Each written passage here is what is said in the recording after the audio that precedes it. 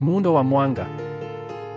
Mwanga una muundo wa plasma unaofanana na ule wa protoni na plasma ya elektroni, na unaundwa na mchanganyiko wa nguvu za uwanja wa sumaku MUFS. Tofauti ni kwamba mwanga una muundo wa plasma wa MUFS wenye mhimili wa helikopta unaobadilika, tofauti na muundo wa plasma wa MUFS wenye mhimili unaobadilika, kama vile plasma ya neutroni. Mehran Tavakoli Keshe, Aprili 27, 2011. Istilahi. MUFS, ufupisho wa mashamba ya sumaku. Sumaku inarejelea plasma ya mashamba ya sumaku iliyoundwa na kitu chenye nguvu, kama vile uwanja wa sumaku wa dunia. Magravs inawakilisha mashamba ya sumaku na mvuto. Inawakilisha usawa na mwingiliano kati ya vipengele vya sumaku, kurudisha nyuma, na mvuto wa kitu. MTX. Hii inawakilisha miale ya sumaku ya plasma, kitengo cha msingi cha nishati. Jambo kuu. Hiki ndicho kinachoitwa antimata katika fizikia ya kawaida. Ni chanzo asili cha maada yote, kuanzia maada nyeusi hadi maada inayoonekana. MAF kuu. Hizi ni sehemu za sumaku zinazopatikana katika viwango vya nguvu kuu. Zinachukuliwa kuwa na nguvu mara 100 zaidi kuliko sehemu za sumaku zinazounda maada inayoonekana. Nyota kuu. Hiki ni kitu kinachoitwa shimo jeusi katika fizikia ya kawaida. Nishati ya mpito. Hiki ndicho kinachoitwa nishati ya giza katika fizikia ya kawaida. Inafafanuliwa kama MTK katika mwendo unaobadilika kutoka nguvu ya MAF kuu hadi nguvu ya MAF kuu. Jambo la mpito. Hiki ndicho kinachojulikana kama maada nyeusi. Hii inarejelea hali ambayo MTK ziko katika hali ya mpito kati ya maada kuu na maada inayoonekana. MAF ya mpito. Hizi ni sehemu za sumaku zenye kiwango cha nguvu kati ya MAF kuu na MAF ya maada. GaNs. Hiki ni kifupi cha hali mpya ya maada. Ni molekuli ya gesi ambayo hubadilika hadi hali ya nano yenyewe na huonekana katika hali ngumu. Tuanze maarifa yote yaliyokusanywa na kujifunza na wanadamu katika kila nyanja ya sayansi katika mzunguko wake wa mageuko ya kisayansi tangu mwanzo wa wakati hadi sasa. Ni kama chembe ya vumbi ikilinganishwa na hekima ya ulimwengu ambayo wanadamu watafurahia kutokana na maarifa yaliyofunuliwa katika ufunuo huu. Hii haitakuwa yote ambayo wanadamu wanahitaji kujua kuhusu uumbaji wake na Muumba, lakini kupitia maarifa haya mapya, wanadamu watakuja karibu kuelewa ni kiasi gani zaidi wanahitaji kugundua na kujifunza kuhusu ulimwengu mkubwa ulioumbwa. Matumaini yetu ni kwamba tumefanikiwa kuwafikisha wanadamu katika kiwango cha juu cha ukomavu kuhusu ulimwengu wake na ulimwengu wa viumbe vingine katika ulimwengu kupitia kile kitakachofunuliwa katika kitabu hiki. Katika mfululizo huu mpya wa ufichuzi, ikiwa ni pamoja na huu, tutafungua ulimwengu wa sayansi kwa uelewa wa utendaji kazi wa kweli wa ulimwengu na jinsi binadamu anavyoweza kuendeleza akili yake, na jinsi sayansi hii mpya na ambayo hadi sasa haijulikani inaweza kufungua njia ya kuleta amani kwa maisha ya kutangatanga ya wanadamu na viumbe vingine vyenye akili katika ulimwengu. Kwa ujuzi wa sasa wa teknolojia ya plasma na uelewa mpya wa muundo wa ndani wa plasma, mwanga na unaweza kuchukuliwa kama toleo la silinda la plasma ya duara kama ile ya protoni, na plasma nyepesi ina mashamba matatu ya sumaku ya maada ya plasma. Mwanga una magravs, mashamba ya sumaku na uvutano, na kwa hivyo mvuto wake, uzito na sumaku. Kutokana na mabadiliko yake, plasma hii nyepesi ina kasi na kwa hivyo inaweza kusafirisha na kuhamisha kasi hii kama nishati hadi kwenye mihimili mingine ya mwanga, vitu vinavyoonekana na visivyoonekana. Plasma ya mwanga inapohama kutoka plasma moja ya duara ya nguvu ya uwanja wa sumaku inayobadilika hadi nyingine, na kadri makundi ya maada ya kila plasma ya mwanga yanavyoingiliana na maeneo ya sumaku ya plasma ya mazingira yao katika mazingira yoyote ya maada, vipengele vinavyofaa vya makundi ya maada ya mwanga na mazingira yao ya sasa yanaingiliana na makundi ya maada yale yale na makundi ya maada katika mazingira yao. Hii husababisha upotevu mdogo wa kiwango cha uga sumaku wa plasma MTX kutoka kwa wingi wa maada ya mwanga na hivyo kuruhusu mwanga kusafiri katika mazingira yoyote kwa kasi ya nguvu ya uga sumaku wa plasma ya mazingira yake yaliyotolewa kwa msuguano mdogo na kwa kasi ya juu zaidi kwa nguvu hiyo ya MTX iliyotolewa. Kwa hivyo, katika mazingira ya maada ambapo mashamba ya sumaku ya maada na maada yana nguvu, sifa hii inaruhusu mwanga kusafiri kwa kasi ya mwanga kama inavyoonekana na wanadamu. Na katika mazingira ya antimaada, mwanga wa antimaada husafiri kwa kasi ya mwanga. Kasi ya mwanga katika uwanja wa sumaku wa antimata ni kubwa zaidi kuliko kasi ya mwanga katika mazingira ya uwanja wa sumaku wa plasma wenye maada. Kwa hivyo, kasi ya mwanga katika mazingira ya maada sio kasi ya juu zaidi ya maada katika ulimwengu. Badala yake, kasi ya mwanga huamuliwa na kudhibitiwa na nguvu ya uwanja wa sumaku wa mazingira ambapo mwanga hufanya kazi. Inawezekana kufikia kasi haraka zaidi kuliko kasi ya mwanga katika mazingira ya uwanja wa sumaku wenye maada kwa kutumia sifa za uwanja wa sumaku wa mashamba ya plasma ya antimata. Mara kigezo na dhana hii ikieleweka, katika hatua hii mtu atakutana na vikwazo vya nguvu za sumaku vya kushinda, kama vile mtu anavyokutana na kizuizi cha sauti katika mazingira ya maada. Kwa hivyo, mtu lazima aelewe ukweli kuhusu ujenzi halisi wa mwanga na mwendo wake katika kila mazingira ya nguvu ya uwanja wa sumaku wa plasma ili wanadamu waweze kuvuka ukubwa wa ulimwengu kwa raha ya kutazama na kujifunza ukweli wote kuhusu uumbaji katika nguvu zote za uwanja wa sumaku wa plasma zinazofanya kazi ndani yake. Sura ya 1. Uainishaji upya wa maada na masharti. Katika fasihi hii, neno MAFS linapotumika, kwa mfano, katika muktadha wa MAFS ya antimata, linaashiria na kurejelea mashamba ya sumaku MAFS ambayo chombo hiki kimetengenezwa na inachukuliwa kuwa plasma ya mashamba ya sumaku. Matumizi haya ya MAFS yanatumika vile vile kwa maada ya kimwili na maada ya giza pia. Zaidi ya hayo, tofauti kati ya antimata na maada iko tu katika nguvu ya mashamba yao ya sumaku ya plasma (MTITS) na ufupi wa mashamba yao. Kwa hivyo, mashamba ya sumaku MAFS ya antimata ni yapi? Yanakuwa mashamba ya sumaku ya maada, huku mashamba ya sumaku ya antimata yakipumzika, kulegea na kudhoofika katika nguvu zao za uwanja kupitia mwingiliano wao na mashamba mengine ya sumaku na maada na kuwa MAFS ya maada. Na katika nguvu ya uwanja wa sumaku wa plasma wa mazingira ya maada, MAFS ya maada yanakuwa yanayoonekana na kubadilika kuwa maada. Kwa hivyo, antimata ni vitu vyenye nguvu ndogo ya uwanja wa sumaku kuliko uwanja wa sumaku wa mata, na kutokana na mkazo kwenye uwanja wao, uwanja huu wa sumaku wa mata MAFS huunda uwanja wenye nguvu zaidi wa uvutano na sumaku na hivyo kuwa na magravs zenye nguvu zaidi. Baada ya kufunguka, hutoa uwanja wa sumaku na pneumatic ambao ni wa kasi zaidi, wenye nguvu zaidi, na kwa hivyo huonekana kuwa wa ajabu, wenye nguvu na wa kuvutia.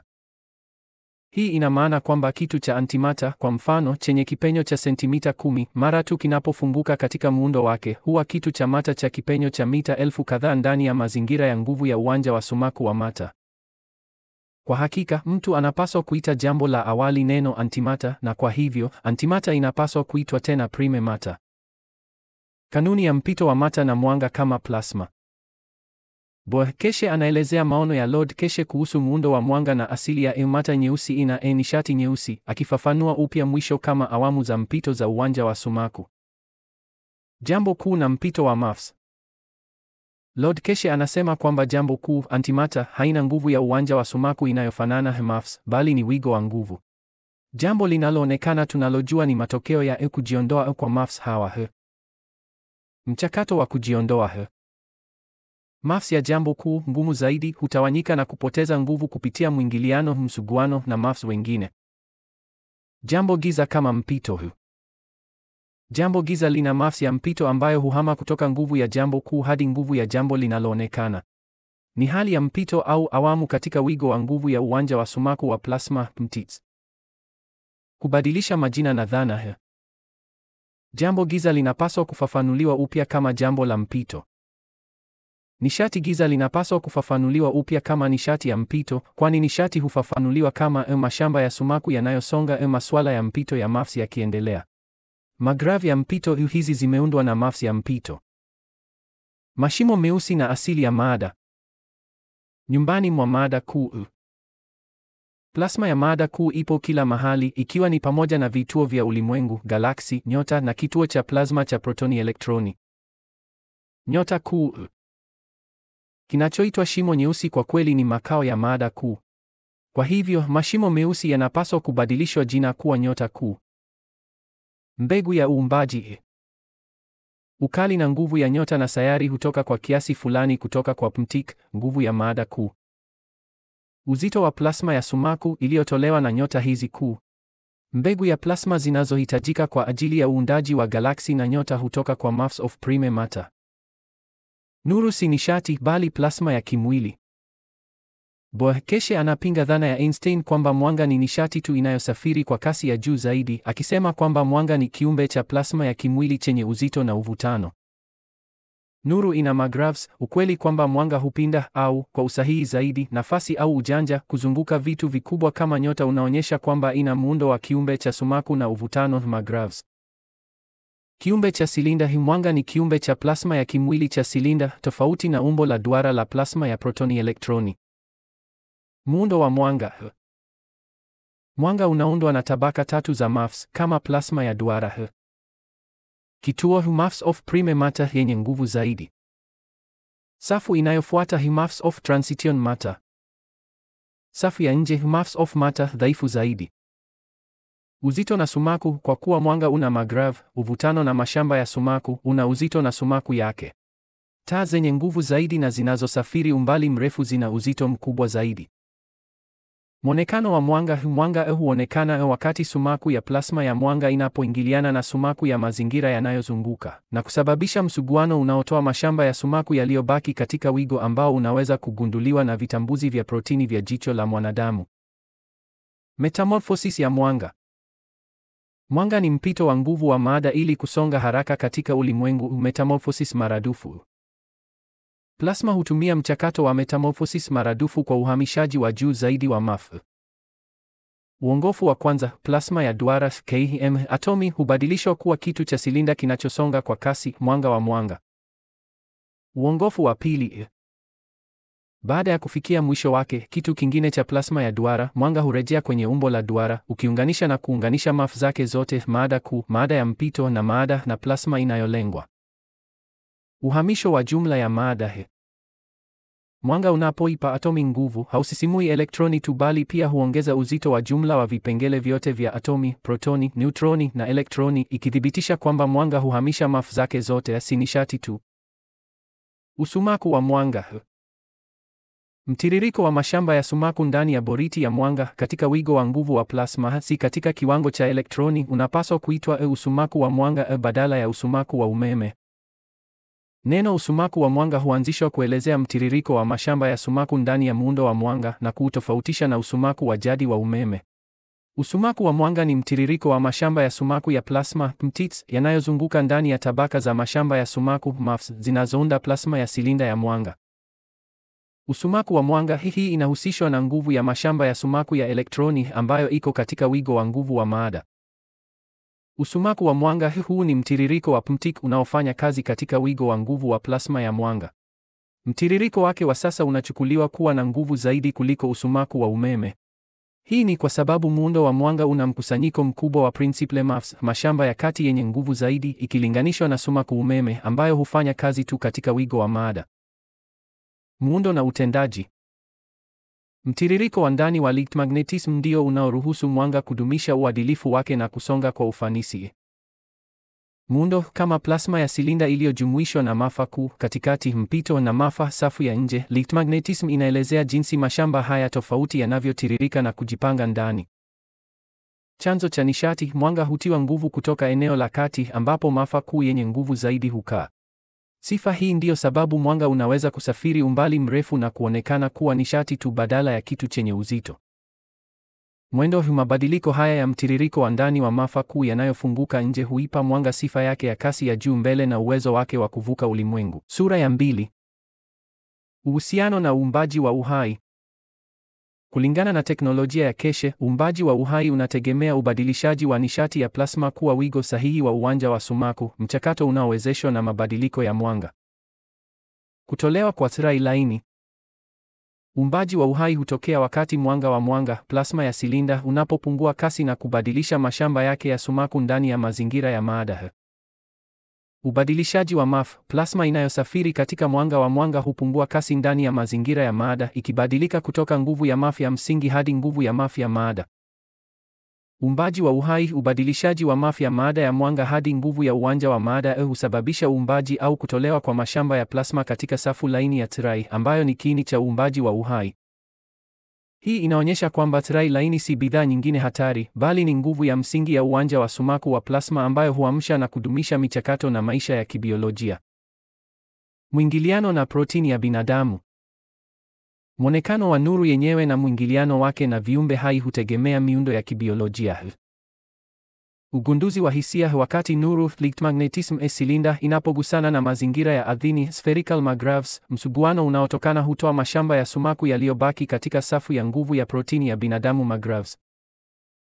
Jicho ni vitambuzi vya kuona vyenye muundo wa mtik wa mnyororo wa protini ya binadamu vinavyogundua kiolesura cha mwingiliano huu wa shamba ambao wanadamu huita mwanga unaoonekana. Kiini cha uhai. Hii ina maana kwamba maisha ya binadamu katika kiwango cha kimwili yamepangwa kuingiliana na kufanya kazi ndani ya wigo maalum wa magrav. Mashamba ya plasma ambayo mwili na maisha yanahitaji kwa ajili ya kuwepo na lishe yao, ikiwa ni pamoja na afya na fahamu, yanaunganishwa kindani na mabadiliko haya ya mtiki kama vile miale laini ya T ambayo mwanga hutoa. Kwa kifupi, Lichtmagnetism inaelezea injini yenye nguvu ya ndani ya mwanga. Uumbaji wa uhai unahusiana na udhihirisho wa nguvu hii. Mpito wa mass za mwanga hutoa nguvu maalum ya uwanja mtits muhimu ili kudumisha uhai, inayotambuliwa kama nguvu ya Thrice laini. Magraves ya protini za binadamu. Wazo hili linategemea dhana kuu kwamba kila kitu, ikiwa ni pamoja na kile cha kibiolojia, ni plasma ya mashamba ya sumaku mass ambayo ina uwanja wake wa uvutano na sumaku magraves. Protini kama kiumbe cha plasma. Muundo wa uwanja. Protini, sehemu ya msingi ya kimuundo na utendaji kazi wa maisha, haionekani tu kama molekuli ya kemikali. Katika mfumo wa keshe, protini ni muundo wa plasma unaobadilika wenye nguvu yake ya uwanja wa sumaku wa plasma mtits. Magraves ya ndani. Minyororo ya protini kama sayari au protoni ina magraves yao wenyewe, mashamba ya sumaku na mvuto. Magraves haya ni muhimu kwa utendaji wao, kukunjwa na udhabiti. Spektramu ya urekebishaji na muonekano. Wazo hili linakuwa muhimu linapotumika katika mwingiliano na ugunduzi wa mwanga. Kichujio cha kibiolojia. Macho ya binadamu yana vitambuzi vya kuona vyenye muundo wa mtik unaolingana na nguvu ya uwanja wa mnyororo wa protini ya binadamu. Ugunduzi wa bahati nasibu ya nguvu. Mwanga unaosafiri katika ulimwengu, usumaku nyuzi, una wigo mpana wa nguvu za uwanja, maguvu kuu, mpito na maada. Mwanga unapoingia katika mazingira ya magrav ya dunia na kugongana nayo, msuguano hutokea. Msuguano huu hutoa mashamba ya sumaku yaliyobaki. Mwanga unaoonekana ni mashamba yaliyotolewa tu yanayolingana na nguvu ya uwanja wa protini ya binadamu magrav ambayo huwa mwanga unaoonekana kwetu. Kwa maneno mengine, mwanga unaoonekana ni masafa maalum ya uwanja ambayo yanaendana na plasma ya biolojia yetu. Mwonekano wa mwanga si sifa kamili ya ulimwengu wote ya mwanga, bali ni tukio la mwingiliano linaloamuliwa na nguvu ya uwanja wa mfumo wetu wa kuhisi kibiolojia, protini yetu. Muunganisho na uumbaji wa uhai. Kama ilivyotajwa hapo awali, uumbaji wa uhai unategemea nguvu ya uwanja wa plasma na protini za binadamu magrav huweka kizingiti. Kipokezi cha uhai. Mionzi laini ya T ni nguvu ya uwanja iliyotolewa wakati wa ubadilishaji wa magrav za mwanga ambazo Bwana Keshe anazitambua kama kiini cha uumbaji wa uhai. Hii inaonyesha kwamba protini za binadamu magrav zimeundwa ili kunyonya na kusikika na nguvu hii maalum ya uwanja ili kujiendeleza na kufanya kazi. Kwa muhtasari, protini za binadamu magrav hufafanua kiunganishi kati ya mienendo mikubwa ya uwanja wa ulimwengu, mwanga wa sumaku, sayari za magrav, na uzoefu wetu wa kimwili na hisi wa uhalisia. Sura ya 3. Mashamba ya protosumaku na nguvu. Imefichwa ndani ya plasma. Lord Keshe anaanzisha dhana ya mashamba ya protosumaku kama chanzo cha msingi cha nguvu ambacho sayansi ya sasa haielewi, na hiyo ni muhimu kwa mustakabali wa teknolojia. Mashamba ya protosumaku yanaelezewa kama mtiririko wa sasa wa mashamba ya sumaku yaliyojaa yenye nguvu zaidi kuliko mashamba ya sumaku yanayojulikana. Kipimo tofauti yanafanya kazi kwa kipimo tofauti kabisa kuliko sumaku umeme. Chanzo cha nguvu. Ujuzi wa mashamba ya protosumaku ni jiwe la msingi linaloruhusu nyota kuunda mashamba yao yenye nguvu ya uvutano na sumaku. Matumizi ya kiteknolojia. Matumizi yao ni muhimu kwa vinu vya anga vya baadaye. Vingeruhusu ujenzi wa mifumo midogo na yenye nguvu zaidi kwa sababu za ukubwa kadhaa kuliko vinu vya sumaku umeme. Hii ingewezesha kuinua misamaha mikubwa kwa gramu chache tu za mafuta. Usumaku umeme. Usumaku umeme wa mwanga. Usumaku umeme ni dhana iliyoletwa na Keshe kuelezea mtiririko wa mashamba ndani ya plasma ya mwanga. Mtiririko wa mkondo wa Lichtmag. Hii inarejelea mtiririko wa mashamba ya sumaku ya plasma mtits yanayozunguka ndani ya muundo wa silinda wa mwanga. Nguvu ya uwanja wa Lichtmag. Hii inachukuliwa kuwa mkondo wenye nguvu zaidi kwa sababu hupata nguvu yake kutoka kwa mashamba madogo na ya msingi zaidi. Asili ya Lichtmag MAFS, nguvu yake inatoka kwa MAFS ya mkuu, mada kuu au antimata, ambayo ni plasma ya uwanja wa sumaku mnene na wenye nguvu zaidi. Mwanga, ukiwa na kiini chake kilichoundwa na MAFS hawa mkuu, unaweza kudumisha na kusafirisha nishati hii bora katika ulimwengu wote. Usumaku wa kielektroniki. Usumaku wa kielektroniki, kama inavyoeleweka katika sayansi ya kawaida, unatafsiriwa upya katika nadharia ya keshe kama jambo la uwanja dhaifu wa sumaku. Mtiririko wa mkondo wa kielektroniki, huu ni mtiririko wa mashamba ya sumaku ya plasma (mtits) yanayohusiana na elektroni. Nguvu ya uwanja wa kielektroniki hii inachukuliwa kuwa dhaifu ikilinganishwa na sumaku wa mwanga au protosumaku, kwani inafanya kazi ndani ya wigo wa chini wa msongamano wa uwanja. Asili ya mashamba ya sumaku hizi hutokana na uwanja wa maada, nguvu ya plasma ya elektroni. Elektroni ni udhihirisho wa mashamba ya shamba yasiyo na umbo dogo na yasiyo na umbo dogo, ambayo hufafanua kikomo cha nguvu ya sumaku ya umeme. Uhusiano na protosumaku. Mashamba ya protosumaku kimsingi ni udhihirisho wa nguvu iliyo ndani ya sumaku ya mwanga. Ingawa sumaku ya umeme inategemea sehemu dhaifu na isiyo na umbo dogo ya plasma, maada ya elektroni, sumaku ya mwanga, na kwa ugani protosumaku inategemea sehemu yenye nguvu na umbo dogo zaidi, sehemu kuu. Hii ina maana kwamba kwa teknolojia ya anga ni bora zaidi kutumia mashamba yenye nguvu zaidi ya Lichtsumaku protosumaku, ambayo huamilishwa na MAF mkuu, badala ya yale yenye nguvu kidogo ya elektrosumaku MAFS ya maada. Sura ya 4. Ubadilishaji wa mwanga na uumbaji wa maada. Boekeshe anaelezea kwamba mwanga, plasma ya silinda, ni mbegu inayosonga ambayo inakuwa maada yote katika ulimwengu, akipinga nadharia za sasa kuhusu asili ya atomiki. Kutoka mwanga hadi jambo la msingi. Mwanga, kutokana na mchanganyiko wake wa MAF, una uwezo wa kubadilika moja kwa moja kuwa vitengo vya msingi vya jambo baada ya kufikia mazingira yanayofaa. Mwanga hadi neutron hii mara nyingi, ikiwa mwanga una mchanganyiko wa kutosha wa MAF, hubadilika moja kwa moja kuwa plasma changamano ya neutron, plasma ya msingi, baada ya kufikia lengo lake. Mwanga hadi atomu hidrojeni, ikiwa boriti ya mwanga ina uzito mkubwa zaidi MAF kuliko inavyohitajika, inaweza kubadilishwa moja kwa moja kuwa muundo wa atomi kama vile hidrojeni bila kupitia kuoza kwa nyuklia, kuoza kwa neutron. Uundaji wa elektroni. Mwanga wa silinda mara nyingi huwa na vitu vya ndani vinavyosonga ambavyo hudumisha mshikamano wake wa plasma. Votisi za ndani, sehemu za nje zinazoingiliana polepole na MAFS za ndani zinazofanya kazi kwa kasi zaidi, huunda votisi ndogo karibu na MAFS za mpito. Mbegu za elektroni, votisi hizi hunasa MAFS na kuziweka ndani ya muundo wa ndani wa mwanga. Mwanga unapobadilishwa kuwa atomi, MAFS hizi zilizonaswa huwa elektroni za atomi. Kukanusha mlipuko mkubwa na kupoa.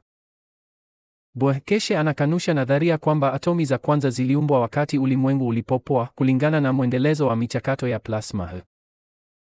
Atomi huundwa kwa kupunguza MAF. Atomi huundwa kwa kupunguzwa kwa nguvu ya uwanja wa plasma ya MAF mwanga, si kwa kupoa. Ushahidi wa UMAP. Ramani ya ulimwengu ya ulimwengu UMAP inaonyesha usambazaji wa joto wa usawa. Ulimwengu ni sawa na unafanana, jambo ambalo haliendani na dhana ya ulimwengu ambao umekuwa ukipoa baada ya mlipuko wa awali wa moto Big Bang. Asili ya kati ya ulimwengu, mkusanyiko wa joto unaoonekana katikati ya UMAP unathibitisha kwamba ulimwengu ulianza kutoka mstari wa kati wenye mkusanyiko mkubwa wa MAF mkuu. Ulimwengu unaumbwa kutoka ndani hadi nje, huku mwanga kutoka kwa MAF mkuu ukiangaza nje, unafunguka na kuunda MAF wa mpito na MAF wa maada. Ulimwengu unapanuka na kugawanyika. Upanuzi wa ulimwengu unatokana na MAF mkuu katikati kufunguka na kuunda nyanja kubwa zaidi za MAF. Wakati hawawezi tena kuzuia upanuzi, ulimwengu hugawanyika katika ulimwengu mbili za uzito wa chini, ukirudia kanuni inayoonekana katika kuoza kwa neutroni. Sura ya 5. Mchoro uliounganisha na nguvu ya ulimwengu. Mgawanyiko wa maada, iwe katika kiwango cha chembe ndogo ya atomiki au ulimwengu mzima, hufuata kanuni sawa kufunguka. Spektramu ya ulimwengu ya MAFS. Muundo wa plasma yoyote, kama vile neutroni, unaweza kuonyeshwa kama chemchemi ya mitambo iliyopinda. Kituo kilichopinda kwa ukali kinafanana na jambo kuu, antimata, kiini kidogo cha nishati. Chemchemi hii inapofunguka hutoa sehemu zenye nguvu ndogo. Sehemu hizi zinazobadilika na kufungua ni MAFS za mpito, jambo nyeusi. Hatimaye, kwa kupunguza nguvu zao na kufungua zaidi, sehemu hizi hufikia wigo wa jambo, ambapo mwanga unaoonekana na sehemu za chini za sumaku hupatikana. Mchakato mzima, kutoka jambo kuu hadi jambo, huunda wigo endelevu wa uwanja wa sumaku unaounganisha uumbaji wote, unaoitwa wigo wa uwanja wa sumaku wa ulimwengu. Mgawanyiko wa plasma, neutroni na ulimwengu. Kanuni hiyo inaelezea mgawanyiko wa neutroni. Neutroni hugawanyika kwa kuingiza mass za kiasi na uzito tofauti katika mazingira mapya na kuunda plasma ya protoni elektroni. Protoni haipashi joto, ambayo inakanusha wazo la Big Bang kwenye mikroskali, bali mass kuu ya neutroni hupanuka na kujipenyeza katika mpito na mada mass zinazounda plasma mpya ya protoni elektroni. Mwingiliano kamili wa sehemu hizi ndani ya eneo la kukamata unaitwa muundo wa ulimwengu wote wa uwanja wa sumaku wa plasma. Ulimwengu. Mchakato huo hutokea katika kiwango cha ulimwengu wakati ulimwengu unagawanyika, ukidumisha magrav asilia huku ukiunda viumbe vipya, ulimwengu au chembe. Nuru kama mafuta ya ulimwengu. Ulimwengu haukuumbwa tu kwa kanuni hii, lakini pia unadumishwa nayo. Uongofu katika wingu la Oort, miale ya mwanga inayotolewa na jua ambayo inasonga husafiri hadi sehemu za nje za mfumo wa jua kama vile wingu la Oort. Hapa, kutokana na hali ya utupu na nguvu ya zinazozunguka, mwanga hupungua kasi na hubadilishwa kuwa chembe, plasma ya neutroni, atomi na mada. Mvua ndani, atomi na chembe hizi mpya, ikiwa ni pamoja na neutrinos, vipande vya kuu kutoka kwenye kiini cha jua na dunia, huvutwa nyuma kuelekea nyota na uwanja wenye nguvu wa uvutano na sumaku wa jua. Uchakataji. Mchakato huu ni mzunguko wa kuchakata tena unaoendelea. Jua hutoa mwanga hubadilishwa kuwa mada kwenye mipaka ya nje, na mada hiyo, kama vile kometi na meteoroids, hunyesha tena kwenye mfumo wa ndani. Mada hii mpya, atomi za hidrojeni na oksijeni, hufyonzwa na sayari kubwa za gesi na kuchanganywa na kuweka mfumo wa jua ukifanya kazi na kubadilika. Kwa hivyo, jua hulisha vifaa ambavyo limetoa katika mfumo wa mwanga. Ubadilishaji wa mwanga kuwa gesi katika hali mango nano. Wazo la GANS ni la msingi katika kuelewa uundaji wa miundo nyepesi na inayonyumbulika kama vile ya kibiolojia kutoka kwa mwanga. Ufafanuzi wa GANS. GANS ni hali mango ya mada ambapo atomi ya gesi inakuwa atomi mango ya mtu binafsi huru. Kimsingi ni mada katika umbo lake la nanomuundo mango, lakini yenye vifungo vya sumaku vilivyolegea. Tofauti muhimu, hali ya GANS haitegemei nguvu ya mashamba ya sumaku ya nje kama vile shinikizo au baridi ili kudumisha muundo wake kama barafu ambayo ni mada thabiti inavyofanya. Badala yake, GANS inategemea nguvu ya ndani ya sumaku na nguvu ya uvutano ya atomi yenyewe. Muundo gani za atomi ni muundo imara wenye pande tatu katika hali yake huru ambapo mass zake zimenaswa kutokana na nguvu ya magravi yake ya ndani. Uundaji wa gani kutoka kwa mwanga. Mwanga unapofika katika maeneo baridi yenye nguvu ya chini ya magrav, kama vile wingu la Oort, hubadilishwa kuwa atomi za hidrojeni za elementi ambazo nazo huimarika kuwa Hali ya GANS. Utaratibu. Mwanga, plasma ya silinda, hupungua na kuwa neutroni ambayo kisha hupitia uozo wa nyuklia na kuwa atomi ya hidrojeni, protoni ongeza elektroni. Udhabiti. Chini ya hali ya chini ya uvutano na sumaku ya maeneo ya nje, atomi hii ya msingi inachukua hali ya GANS ya hidrojeni badala ya hali ya atomiki au nano. Utumiaji kwa maisha. Hali ya GANS ndiyo sababu molekuli za kibiolojia zina unyumbufu unaohitajika kwa maisha. Unyumbufu wa kibiolojia. Miundo ya seli kama vile molekuli ya amino asidi ya GANS ina sifa zinazoonekana, zinazonyumbulika na laini, na inaweza kubadilishwa kwa urahisi badala ya kuwa miundo ngumu na ngumu. Unyumbufu huu muhimu unatokana na ukweli kwamba mada inashikiliwa pamoja kwa nguvu ya magravs zake za ndani na si kwa vifungo vya atomiki vya nje visivyonyumbulika. Sura ya 6. Matumizi ya kiteknolojia ya GANS. Viitikio vya plasma. GANS ni mafuta muhimu katika miundo ya kiakio cha plasma cha Lord Keshe, kwani hutoa njia thabiti na inayoweza kudhibitiwa ya kuingiliana na wigo wa uwanja wa sumaku. Dhamani kuu ya GANS iko katika hali yake ya kimwili. Ni hali ndogo ya mada ya gesi ambapo atomi hushikiliwa pamoja na magrav zao za ndani, vifungo laini vya sumaku, badala ya vifungo vya atomiki vilivyo ngumu. Mwingiliano wa plasma. Kwa sababu GANS ni plasma ya hali ngumu, inaruhusu magrav ya mfumo kiakio kuingiliana moja kwa moja na magrav ya mazingira na kufikia usawa wa uwanja. Uundaji wa hali GANS ndani ya kiakio KM kombili au kuo GANS huunda mazingira ya uwanja wa sumaku yanayoweza kudhibitiwa. GANS zinapoingiliana na plasma inayozunguka, magrav zake hujirekebisha ili kusawazisha na kusababisha kutolewa au kunyonya nishati au mass. Uzalishaji na usukumaji wa nishati. Reaktari za plasma za Keshe, mara nyingi huitwa vitengo vya magrav, hutumia gani kuunda tofauti ya uwanja ambayo hukopa nishati kutoka kwa mazingira ya ulimwengu. Tofauti inayowezekana. Magrav. Reaktari inachajiwa na gani tofauti. Kila gani ina nguvu maalum ya magrav. Mwingiliano kati ya magrav hizi tofauti za gani na magrav zilizo karibu km ile ya dunia huunda tofauti ya uwanja. Ufyonzaji wa nishati. Tofauti hii inaruhusu mfumo kuvuta na kunyonya mafu kutoka kwa mazingira ambayo ni nishati ya mpito au nishati nyeusi inayoendelea. Mfumo hutafuta usawa na kwa kufanya hivyo huchota nishati kutoka kwa uwanja. Ulimwengu. Usukumaji wa anga. Kwa usukumaji, reaktari hutumia GANs kuunda magrav ambayo huiga na kuzidi nguvu ya uwanja wa uvutano wa sayari. Kwa kudhibiti magrav zake, mfumo unaweza kujiweka wenyewe kuhusiana na uwanja wa dunia, kuruhusu mwendo na kuelea bila hitaji la usukumaji wa kemikali. Matumizi ya GANs katika afya. Katika uwanja wa afya, GANs hutumika kuingiliana na kusahihisha usawa katika magravs ya mwili wa binadamu. Urekebishaji wa magravs ya seli. Ugonjwa unaonekana kama usawa wa MAFS na magravs katika kiwango cha seli au viungo. Seli za magonjwa zina magrav dhaifu au isiyo sahihi. GANs maalum. GANs ya elementi zenye nguvu ya shamba (MTITs) zinazofanana au zinazosaidiana na vipengele vinavyotibiwa hutumika. Kwa mfano, COM2 GANs hutumika kuingiliana na MAFS ya seli na mfumo wa neva na kusaidia kusawazisha nishati ya seli. GANs ya ZNIC hutumika kuingiliana na MAFS zinazohusiana na hisia na mfumo wa ubongo. Uhamisho wa uwanja. GANs huletwa karibu na mwili au katika mazingira ya maji. Kwa kuwa GANs ni plasma isiyo na atomu, ni uwanja wake wa sumaku pekee ndio unaong'aa. Magravs ya GANs yenye nguvu au iliyosawazishwa zaidi huingiliana na magravs dhaifu ya mwili. Utafutaji wa mizani. Kulingana na kanuni ya ulimwengu wote, mashamba yenye nguvu zaidi GANs hulisha mashamba dhaifu seli yenye ugonjwa hadi usawa mpya wa magrav utakapofikiwa. Huu si uhamisho wa maada bali uhamisho wa MAFS unaoruhusu seli kupata tena nguvu yake ya uwanja na kuendelea na kazi yake sahihi. GANs za amino acid. GANs za amino acid zilizoundwa na mwingiliano wa GANs na maji na COM2 iliyoko ni muhimu kwa afya. Lishe ya plasma. GANs za amino acid kimsingi ni malighafi ya maisha katika hali yake ya asili. Kwa kuiweka mwili kwenye magravs ya amino asidi hii, mwili unaweza kunyonya moja kwa moja MAFS zinazohitajika kujenga au kutengeneza minyororo yake ya protini na miundo ya seli. Hii inakuwa aina ya lishe ya uwanja.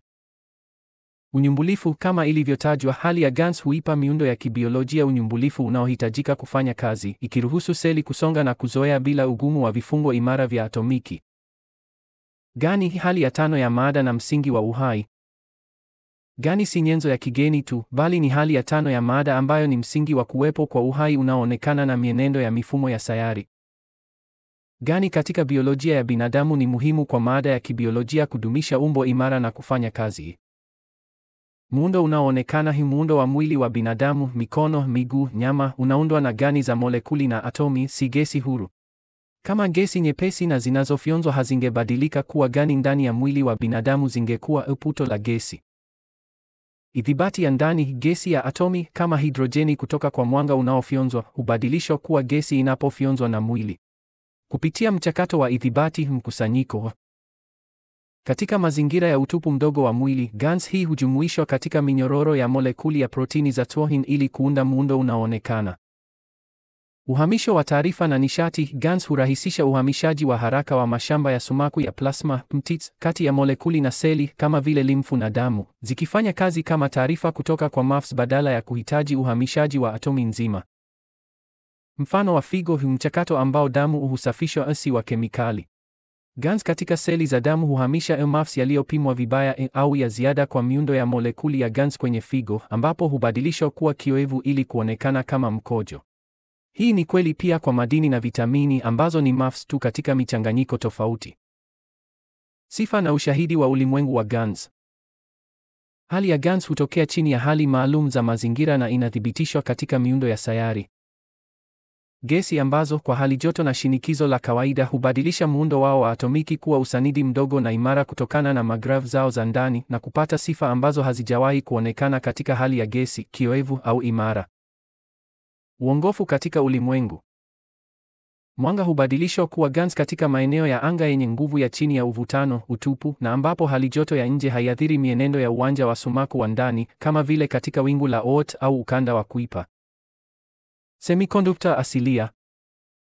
GaNs hufanya kazi kama semiconductor ambazo, kutokana na muundo wao wa uwanja wa nguvu wa ndani, zinaweza kutoa mkondo katika mazingira yoyote, zikibadilishana kati ya sifa za kondakta na kizio. Ushahidi kuhusu zohali. Uwepo wa pete za hexagonal kwenye nguzo ya zohali ni uthibitisho wa uwepo wa GaNs. Miundo hii imara ya hexagonal huundwa na mwingiliano wa mass za sayari na tabaka za metali zenye nguvu za hidrojeni na methane GaNs, ambazo zimewekwa kwa njia hii kutokana na magraphs zao. Uundaji wa mvuto GaNs na nanonuclei.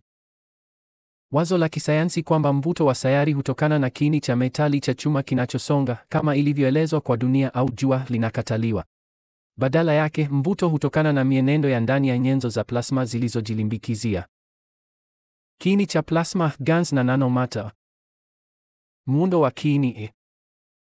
Viini vya ndani vya vitu vyote vya mbinguni, sayari, nyota, galaksi, si wingi wa chuma kilichoyeyushwa, bali ni viwango vya nyenzo za nanomuundo na GaNs za michanganyiko tofauti. Vifaa hivi vipo katika hali ya nanomatter, gesi, na GaNs ndani ya viini. Insulation na conducting. Tabaka za ndani za nano na GaNs hufanya kazi kwa wakati mmoja kama kihami na kondakta bora katika mazingira yao. Sifa za GaNs hubadilika kwa nguvu kutoka kwa kondakta hadi kihami kama semiconductor kutokana na asili ya nguvu ya vifaa vyake vya plasma. Kizazi cha uwandani cha magraphs. Mwingiliano wa nyenzo hizi za plasma katika kiini ndio chanzo cha awali na endelevu cha mashamba ya uvutano na sumaku. Mwingiliano wa sumaku, nguvu ya magrav ya kitu huzalishwa kwa kasi kupitia sifa za sumaku za plasma, nanomaterials, na GaNs ndani ya muundo wake wa ndani. Uundaji wa mvuto, GaNs na vifaa vya nanomuundo vina sifa za sumaku, na kadri mashamba yao ya sumaku MAFS yanavyoingiliana katika kiini, huunda maeneo yao ya uwanja wa uvutano ambayo kimsingi ni maeneo ya mvuto wa uwanjani. Kuwa na GaNs na nanomaterials katikati ya sayari na nyota kunaelezea jinsi nguvu za uvutano zinazosimamia mifumo yote inayobadilika katika ulimwengu zinavyozalishwa. Mvuto na mkusanyiko kutokana na nguvu zao za magraphs, GaNs hubadilisha eneo linalozunguka kuwa eneo la uvutano. Hii huvutia mwanga, huifyonza na kuibadilisha kuwa gesi. Kupitia mchakato wa kuongezeka sawa na kile kinachotokea katika mwili wa binadamu, nayo huunda mada imara zaidi, GaNs, ikitoa nguvu na kuongeza uzito wa mwili wa mbinguni. Ushahidi na ukanusho wa nadharia ya chuma. Jua. Kuwepo kwa jua lenye uwanja mkubwa na wenye nguvu wa sumaku na uvutano bila kuwa na kiini cha chuma cha metali kunakataa kanuni kwamba chuma ni muhimu ili kutoa mashamba katika miili inayozunguka kwa nguvu. Neutroni. Plasma ya neutroni, ambayo ni chombo cha uwanja kinachozunguka kwa nguvu, hugawanyika katika protoni na elektroni bila kupitia hali yoyote ya usawa wa nishati ya chuma katika kiini chake, kama baadhi ya nadharia za ulimwengu za kifo cha nyota zinavyopendekeza. Kwa muhtasari, uvutano na sumaku si matokeo ya mwendo wa kimwili wa mada imara kama vile chuma, bali ni udhihirisho wa mwingiliano na ubinafsi wa mashamba ya plasma MAFS ndani ya viini vya GaNs na nanomaterials, ambazo huanzisha kitovu cha nguvu cha mvuto. Nyakati za kitu cha mbinguni. Sura ya 7. Wigo wa mashamba ya sumaku ya plasma PMFs. Ulimwengu unaundwa na aina tatu kuu za PMF, mashamba ya sumaku, ambazo zinawakilisha viwango tofauti vya nguvu na msongamano wa uwanja. Hizi si vitu tofauti, bali ni hatua au nguvu tofauti ndani ya wigo unaoendelea unaofanana na chemchemi inayofunguka. PMF kuu. Mada kuu, antimatter. PMF kuu huunda kiwango cha juu zaidi cha nguvu na kiini cha uumbaji. Nguvu na msongamano inawakilisha nguvu ya uwanja iliyo ngumu na yenye nguvu zaidi, sawa na chemchemi ya sumaku iliyounganishwa vizuri. Asili hii ni mbegu ya asili ya uumbaji na udhihirisho wa mada kuu, au kile ambacho sayansi ya kawaida hukiita antimatter. Jukumu la ulimwengu iko katika vituo vya mvuto mkubwa kama vile viini vya galaksi na sehemu ya kati ya chembe za msingi zilizo imara zaidi kama vile protoni na neutroni. Jukumu katika mwanga. Sumaku ya mwanga katika mwanga MAF hawa hukaa katikati ya plasma ya silinda na kuipa electromagnetism mkondo wake wenye nguvu zaidi na uwezo wake wa kusafiri umbali mrefu bila uharibifu, kwani wao ndio chanzo cha nishati ya boriti. MAF wa mpito. Mada ya giza. Nishati ya giza. MAF wa mpito ni nguvu ya uwanja wa kati inayojitokeza wakati MAF wakuu wanapoanza kupanuka au kufunguka. Nguvu na uzito. Hii ina nguvu ya uwanja chini ya mafua kuu, lakini ina nguvu kuliko mafua mada, ikichukua nafasi ya kati katika wigo. Jukumu la ulimwengu. MAF hawa hutambuliwa na mada ya giza na nishati ya giza ya ulimwengu, kwani wako katika mwendo wa kila wakati na hawajapunguza nguvu zao za kutosha kujidhihirisha kama mada inayoonekana. Wanawakilisha mchakato wa kufunguka kati ya mada ya asili na mada inayoonekana. Mashamba ya mada. Mada ya kuonekana. Sumaku ya umeme. Uwanja wa mada ni kiwango cha chini kabisa cha uwanja na kile kinachoruhusu kuwepo kwa mada ya kimwili tunayoweza kugundua. Nguvu na uzito. Hizi ndizo sehemu dhaifu na zilizofunuliwa kikamilifu za wigo. Asili. Hizi ndizo matokeo ya mwisho ya mchakato wa kufunuliwa kwa sehemu kuu. Nguvu ya sehemu inayofafanua plasma ya elektroni inapatikana ndani ya wigo huu. Jukumu la kimwili. Hizi hufafanua jambo linaloshikika linalounda atomi, molekuli na miili ya mbinguni. Jukumu katika mwanga, umeme. Mwingiliano kati ya sehemu hizi ndio tunaoupata kama sumaku umeme, na sehemu hizi za wigo huunda safu ya nje ya miale ya mwanga, ikiruhusu kuingiliana na kuwa jambo katika mazingira ya sayari. Mchakato wa kufunguka, uumbaji. Uumbaji wa kila kitu katika ulimwengu hutokea kupitia mtiririko huu na upunguzaji wa nguvu. Mafu wa sehemu kuu hupanuka na kuwa mafu wa mpito. Mafu wa mpito huendelea kupunguza nguvu yake na kuwa mafu wa jambo. Upungufu huu wa nguvu ya sehemu, na sio kupoa au mlipuko, ndio unaunda atomi na hatimaye muundo mzima wa ulimwengu. Nyota au sayari ni sehemu tu katika ulimwengu ambapo mafu hawa wamejikusanya na kutulia, huku GANs wakiwa mfano wa sura ya 8. Uumbaji wa akili na uhai.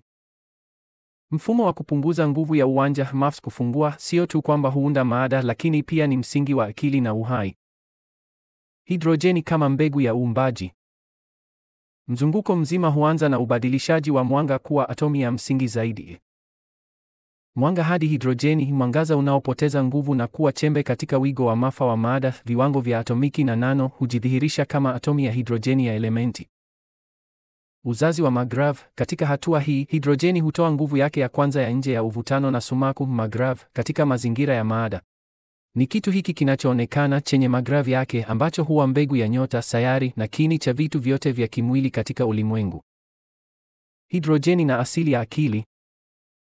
Hidrojeni katika hali zake za gesi na gani inakuwa mafuta yanayobadilika na kichocheo cha uumbaji wa uhai na akili. Mafuta yanayobadilika, gesi za hidrojeni na gani huingiliana na kuunda mashamba ya sumaku ya awali muhimu kwa ajili ya uundaji na uundaji wa nyota na sayari. Kifaa cha kugawanya hibu. Keshe anapendekeza kwamba nuru yenyewe, kwa kupunguza nguvu yake na kuwa hidrojeni, inakuwa chombo cha mgawanyiko wa hidrojeni ili kuanzisha mzunguko wa kuunda akili na uhai. Huu ndio msingi unaoruhusu maada kujipanga kwa njia changamano. Uumbaji wa viumbe hai, seli. Uhai tata ni matokeo ya mkusanyiko na mpangilio wa maada katika hali ya GANs. Magrav moja kwa kiumbe. Katika mazingira yanayofaa kama vile ya dunia yenye nguvu ya uvutano ya 1 gramu, mkusanyiko wa magrav ya maada kama molekuli katika hali ya GANs husababisha uumbaji wa viumbe hai, seli za mtu binafsi na michanganyiko changamano kama mwili wa binadamu. DNA na nafasi. Udhabiti wa kimuundo wa DNA hutokea kutokana na kila magrav, kila molekuli ya GANs kuwa katika nafasi yake maalum ya sumaku ndani ya mnyororo wa protini. Mnyororo huu wa protini wa GANs, ukiwa katika hatari ya kuathiriwa na mashamba ya sumaku ya mwanga na mionzi, unaweza kubadilisha umbo lake, mutation, na kusababisha kuundwa kwa mabadiliko mapya na tofauti katika sifa za viumbe hai. Ni mchakato wa muunganiko, ubadilishaji na muunganiko wa mashamba unaosababisha kuundwa kwa miundo ya kipekee ya DNA. Sura ya 9. Asili ya mashamba ya sumaku sayari. Nadharia ya GANs inatoa maelezo mbadala kwa jiolojia ya kawaida na kosmolojia kwa ajili ya uzalishaji wa nguvu za sumaku na mvuto katika miili ya mbinguni. Ukanusho wa kiini cha chuma. Wazo kwamba mashamba ya sumaku ya dunia huzalishwa na msongamano wa kiini cha chuma cha metali linakataliwa. Ushahidi wa jua. Jua lina mashamba yenye nguvu ya mvuto na sumaku, lakini halina kiini cha chuma cha metali. Neutroni. Neutron huoza bila kupitia hali ya usawa wa nishati ya chuma. Kwa hivyo, chuma hakiwezi kuwa kanuni ya ulimwengu kwa uumbaji wa shamba. Utaratibu wa nano GANs katika kiini. Uga wa magrav wa mwili wa mbinguni huzalishwa na mienendo ya plasma na nanomaterials katikati yake. GANs na nanostructures. Katika kiini cha ndani cha miili ya mbinguni, GANs na nanomaterials zipo katika tabaka, zikifanya kazi kama kihami na kondakta bora kwa wakati mmoja. Uzalishaji wa uwandani. Mienendo ya pumzi ya nanomaterials hizi na GANs husababisha uzalishaji wa awali na sehemu unaoendelea wa mashamba ya sumaku, kurudisha nyuma uwanja na mvuto wa uwanja wa nyota au sayari. Uundaji wa misa na sumaku. Sifa za sumaku za nanomaterials na GANs huzifanya ziunde maeneo yao ya mvuto.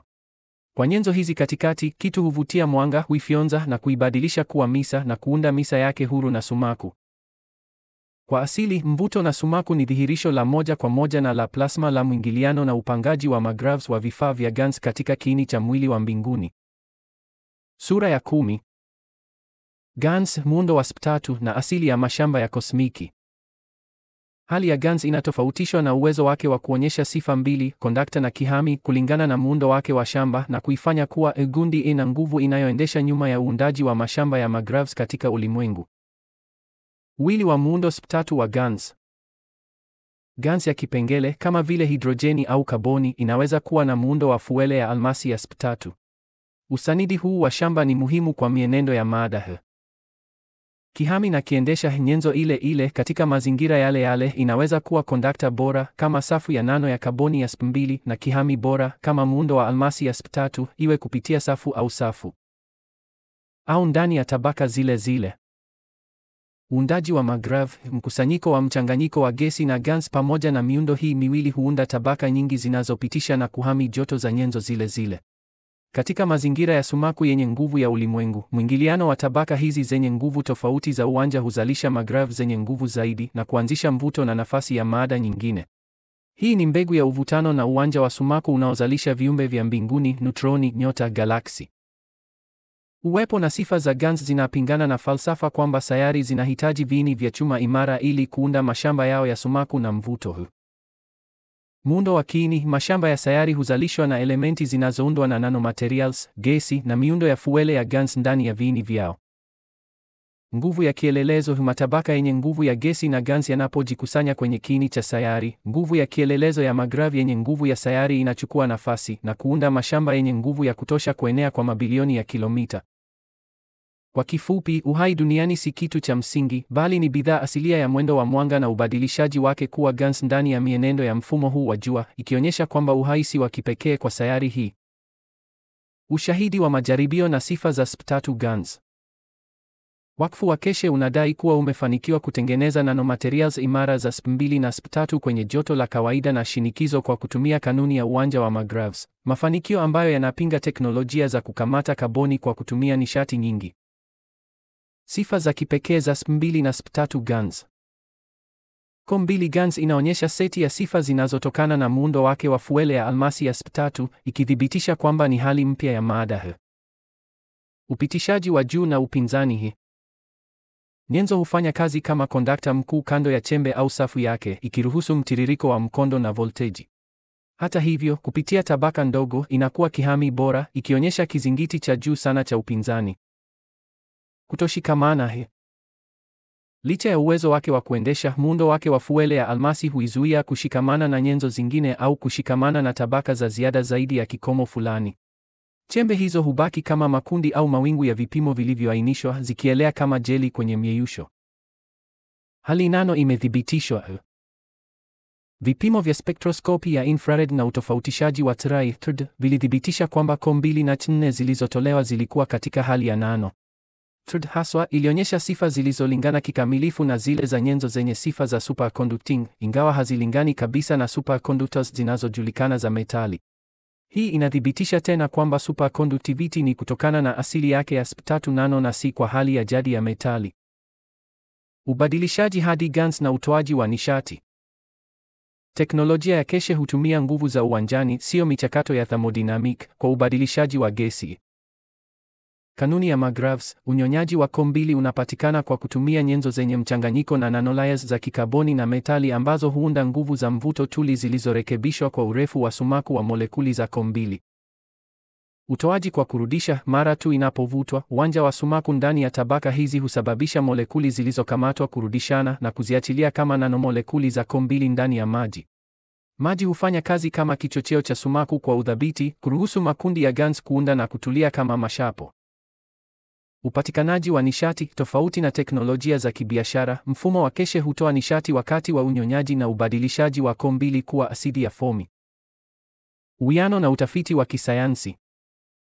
Matokeo ya keshe yanaendana na utafiti huru wa kisayansi, lakini yanaenda hatua zaidi katika kuelezea utaratibu. Athari ya sponge ya fuele. Utafiti wa Omariagi wa 2009 kuhusu mifumo ya metal organic MOFs ambayo hutumia atomi za sumaku kwa ukamataji wa CO2 unathibitisha kanuni ya ukamataji wa gesi kulingana na nguvu za uvutano na sumaku, dhana ambayo keshe alikuwa ameripoti mapema mwaka wa 2006. Ubadilishaji jumla katika joto la chumba. Ingawa hali joto ya juu inahitajika ili kutoa CO2 yote iliyokamatwa, teknolojia ya keshe hutoa CO2 yote kama nyenzo ndogo katika myeyusho kwenye joto la kawaida, ikithibitisha kuwepo kwa GANs. Ubadilishaji wa mwanga kuwa kitu chenye duara kinachobadilika ambacho udhihirisho wake unategemea mvuto wake wa ndani na sio joto la nje au shinikizo.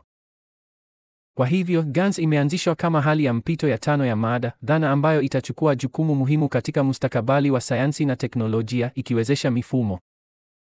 Vyanzo vya nishati vinavyozalisha nguvu wakati wa kusafisha mazingira. Upimaji na uthibitisho wa CO2 GANs.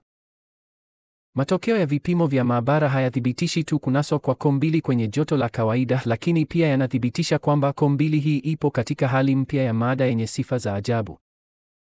Ushahidi wa nanosuperconductivity ya TRD. Upimaji wa mtawanyiko wa TRD ulikuwa muhimu katika kubaini asili ya CO2 iliyokamatwa, iwe katika myeyusho au kama unga mkavu. Uendeshaji wa superconductivity usioambatana. TRD ilifunua kwamba nyenzo ilionyesha sifa za superconductor, lakini data haikulingana na superconductor yoyote iliyorekodiwa katika hifadhi data za sasa, ikipata tu mechi ya sehemu na mchanganyiko wa kigeni. Uthibitisho wa hali ya SP3. Mfumo huu wa data ambao unachanganya superconductivity na sahihi mpya ni sifa ya kutofautisha ya nanomaterials katika hali ya SP3, muundo wa almasi. Kwa kuwa nanomaterials zote zinazojulikana zinaonyesha sifa za superconductor, hii ilitumika kama uthibitisho zaidi kwamba CO2 iliyokamatwa ilikuwa katika hali ya nano. Maarifa mapya ya msingi. Data ya TRD ya CO2 thabiti inachukuliwa kuwa maarifa mapya ya msingi kwa ajili ya kukamata gesi ya nano ya hali ngumu katika siku zijazo. Ufyonzaji amilifu na ubadilishaji hadi asidi ya fomi. Vipimo vya spektroskopi ya infrared ya SP3 vilifanywa ili kuthibitisha utambulisho wa CO2 na tabia yake ya nguvu katika myeyusho. Utambuzi wa CO2. Uwezo wa kujifyonza. Ubadilishaji hadi asidi ya fomi. Uzalishaji wa nishati bila mwako. Mchakato wa kukamata CO2 kimsingi ni chanzo cha nishati, ukirudisha nyuma hitaji la kutumia nishati katika teknolojia ya sasa. Kutolewa. Katika hatua ya mvuto na msukumo unaofuata wa uwanja wa sumaku ndani ya mfumo, uwanja wa sumaku wa plasma hutolewa kwa nguvu ya protoni na elektroni. Uzalishaji wa sasa. Pakiti hizi za uwanja wa sumaku zinazoitwa fotoni hufyonzwa na elektrodi za mfumo na kusababisha elektroni ndani ya waya wa shaba kutetemeka na kutoa mkondo. Onyesho la vitendo. Nishati hii inayozalishwa ilitosha kuwasha LED 3 mfululizo. Nguvu ya taa iliongezeka hata wakati mwingine, ikionyesha hali endelevu na isiyotegemea mafuta ya mchakato huo. Teknolojia ya keshe inategemea kanuni ya uwekaji wa mvuto wa ulimwengu, jinsi maada inavyochorwa na kutengwa katika ulimwengu, ikiruhusu nishati kuzalishwa wakati CO2 inatolewa, tofauti kabisa na mbinu za sasa za kemikali zinazohitaji uingizaji wa nishati. Uthibitisho wa visual na nuclear gravitational wa GANs.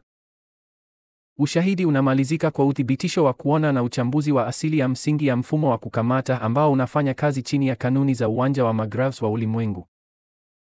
CO2 imara katika joto la chumba. Mafanikio makubwa ni uthibitisho kwamba CO2 inaweza kuwepo katika hali imara katika hali ya joto la kawaida na shinikizo, tofauti na barafu kavu. Sifa za GANs. Nyenzo hii imara kama puti si CO2 iliyogandishwa, lakini CO2 katika hali ya GANs, gesi nano imara, hali ya mpito wa mvuto wa nyuklia ambayo inajitegemea ndani na haitegemei joto la nje au shinikizo. Dutu ya kipekee.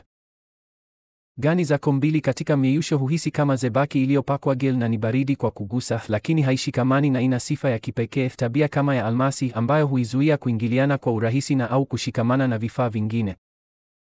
Kanuni ya mvuto wa nyuklia. Teknolojia hii inafanya kazi kama mfumo wa mvuto wa nyuklia ambayo inaelezea utendaji wake unaoendelea na usio na kikomo. Uchimbaji endelevu. Tofauti na kemia ya kitamaduni ambapo kiwango cha CO2 katika maji kingepunguzwa na uwiano wa usawa wa kemikali, mfumo wa McGrath huondoa gesi za CO2 na CO4 kutoka kwa maji na hewa inayozunguka bila kuhitaji kubadilisha ujazo wa maji. Uzito na uongezaji wa kiasi. Mfumo ulioundwa na elektrodi maalum huunda uwanja usioonekana na wenye nguvu wa McGrath, ukifanya kazi kama kipengele cha nafasi ya mvuto. Hii inaruhusu molekuli za CO2 kuvutia na kutolewa kutoka hewani na kuyeyuka ndani ya maji bila mwingiliano wowote wa kemikali na maji. Tukio lililoonekana. Ilibainika kuwa mfumo huo haukudumisha ujazo wa maji tu bali pia uliongeza uzito na ujazo kadri ulivyofyonza gesi zaidi na kuzibadilisha kuwa gani ngumu. Ongezeko hili la ujazo na uzito, jambo linalohusisha ubadilishaji wa sehemu za mwanga kuwa mada, lilizingatiwa na kurekodiwa mwishoni mwa majaribio. Uhamishaji wa nano. Mara tu nyenzo kama CO2 zinapobadilishwa kuwa muundo wa nano, hujifunga kama almasi na kuunda mfumo wa uvutano unaojitegemea ambao hauingiliani kisumaku au kimvuto na nyenzo zingine. Arias, kufikia hali ya upekee. Ufyonzaji wa methane H4 na usanisinuru wa uundaji wa fosfati 24-7. Mfumo huo wa McGrath pamoja na marekebisho madogo kwa hali ya shamba unaweza kunasa H4 na kuunda upya usanisinuru. Ukamataji wa H4 kwa kurekebisha mfumo hadi kiwango cha McGrath tofauti kidogo na kile cha CO2, unyonyaji wa gesi ya methane kutoka kwa mazingira ulianzishwa, ukijitokeza katika mchanganyiko kama rangi ya bluu kijani au bluu zambarau, sawa na rangi iliyoripotiwa kwa methane ngumu. Vipimo vya TOD vilivyofuata vilithibitisha kuwa H4 ngumu pia inaonyesha tabia ya superconducting. Uzalishaji wa H4, mfumo unaweza kutoa H4 kutoka kwa CO2 na maji, mchakato ambao kwa kawaida unahitaji fotoni 8 za nishati. Katika mfumo huu, GANS hufanya kazi kama kichocheo na mtoa huduma wa uwanja wa sumaku, kuruhusu mchakato kutoa nishati badala ya kuitumia. Usanisinuru wa usiku. Utaratibu huu unaweza kutumia mionzi ya infrared ambayo dunia hutoa kila mara, haswa usiku, pamoja na mwanga wa jua, kuonyesha kwa nini mimea inaweza kubadilisha CO2 kuwa H4 na O2 haswa usiku, wakati mionzi ya infrared ya dunia haikandamizwi na uwanja wa sumaku wa jua. Athari za ulimwenguni na anga. Teknolojia hii inatoa suluhisho kubwa kwa changamoto za mazingira na vifaa. Usafi wa mazingira. Teknolojia inaweza kuunganishwa katika mifumo mikubwa, viwanda au midogo, nyumba, magari, ikitoa umeme huku ikitoa CO2 na H4 kutoka hewani. Kwa kuwa gesi hubadilishwa kuwa GANS ngumu, tatizo la ufyonzaji wa kaboni hutatuliwa. Utegemezi wa anga. Mzunguko wa maisha kwa ajili ya usafiri wa angani umekamilika. CO2 inayotolewa na mwanaanga hubadilishwa kuwa oksijeni kwa ajili ya kupumua, nishati kwa ajili ya mfumo, na protini ya chakula, sukari, methili wa anga, kupitia mwingiliano wa CO2 na maji na nitrojeni katika mfumo. Mwanadamu anakuwa muuzaji na chombo cha riziki yake mwenyewe katika nafasi ya kina. GANS, hali ya 5 ya maada. GANS imetangazwa rasmi kuwa hali ya 5 ya maada, hali inayofafanua upya uhusiano kati ya gesi na vitu vikali, kulingana na upitishaji mkuu wa plasma na kujifunga kwa mvuto. Ufafanuzi wa GANS, hali ya nanomango ya gesi. Hali mpya. GANS ni hali ya maada ambayo atomi ya gesi au molekuli, ambayo kwa kawaida huchukua umbo la chombo chake, inakuwa chombo chake kama nyenzo ya nanomaterial. Ni umbo imara la gesi chini ya hali ya mazingira, kama vile halijoto ya mazingira na shinikizo, hali ambayo haijawahi kujulikana hapo awali. Sifa. Jina GANS, gesi nanomango, linaonyesha asili yake, gesi, na linaelezea sifa zake: upitishaji mkuu, wepesi, upekee wa chembe, na kujifunga kwa mvuto na sumaku. Tabia mbili. Ingawa ina muundo kamili wa molekuli wa gesi, inafanya kazi kama imara. Majaribio yanaonyesha tabia yake ya upitishaji mkuu, ambayo kwa kawaida huhusishwa na miundo ya almasi ya sp3. Hili ni la kushangaza kwa kuwa hidrojeni na kaboni katika hali yao ya gesi hazizingatiwi kuwa vichocheo vikuu katika sayansi ya sasa. Hakuna mchanganyiko. Wakati GANS tofauti zinapochanganywa katika mieyusho, hazichanganyiki au kuguswa na kemikali. Kila GANS hubaki tofauti, ikidumisha utambulisho wake wa plasma. Matokeo na matumizi ya GANS. Teknolojia ya GANS, nishati ya gesi nanosolid, huwezesha matumizi ya mapinduzi, kuanzia uzalishaji wa nishati hadi kudumisha maisha. Uhai wa mzunguko uliofungwa, wanadamu huwa mfumo wa ubadilishaji kwa ajili ya kuishi kwao wenyewe. Mbili inayotolewa hufyonzwa na kubadilishwa na mfumo kuwa oksijeni kwa ajili ya kupumua, nishati ya gans, na chakula, sukari, protini, methane, asidi ya fomi, kukamilisha mzunguko wa maisha unaojitosheleza kwa usafiri wa anga au majanga ya ardhini. Teknolojia na mazingira. Mfumo hutoa nishati safi bila kuchoma mafuta, kwani nishati hutolewa kutoka kwa mchakato wa uwanja wa magravs. Gesi hatari hutolewa na kubadilishwa kuwa vitu vikali, kutatua tatizo la ufyonzaji na kuruhusu matumizi yao katika utengenezaji wa vifaa vipya, kwa mfano, vichujio vya kibiolojia vya seli za saratani au vijidudu. Paneli za nishati 24/7. Sifa ya mfumo huu, ambao hutoa nishati mfululizo, imesababisha kuwasilishwa kwa hati miliki kwa paneli za kwanza za nishati za mchana na usiku zinazofanya kazi kikamilifu. Gans kama chanzo cha maji na uhai. Nadharia inaelezea kwamba maji ni bidhaa ya kuchakata tena kwa jua mara kwa mara kupitia ubadilishaji wake kuwa gans kwenye mipaka ya nje ya mfumo. Ubadilishaji kuwa oksijeni. Mwanga hufikia mipaka ya mfumo wa jua na hubadilishwa kuwa nyenzo za nanokimuundo na kuunda nanomaterial muhimu ya sumaku, oksijeni gans. Uzalishaji wa maji. Gani za oksijeni, ili kusawazisha magravs zake, huvutia atomi mbili za gesi au gani za hidrojeni zenye muundo wa nanokimuundo na kutoa molekuli za maji katika hali ya gans, chembe za nanobarafu, katika wingu la Oort au ukanda wa Kuiper. Uchakataji wa nishati ya jua. Chembe hizi za barafu za gans huvutwa tena kwenye mfumo wa ndani wa jua, pete za Saturn, meteoroids, na kuwa dutu ya kioevu cha sumaku ambayo ni chanzo cha uhai. Kwa hivyo, maji katika mfumo wa jua huzalishwa na kuchakatwa tena na miale ya jua. Uongo wa kupumua kwa kemikali. Wazo la gans linabadilisha uelewa wa upumuaji. Uhamisho wa ptm.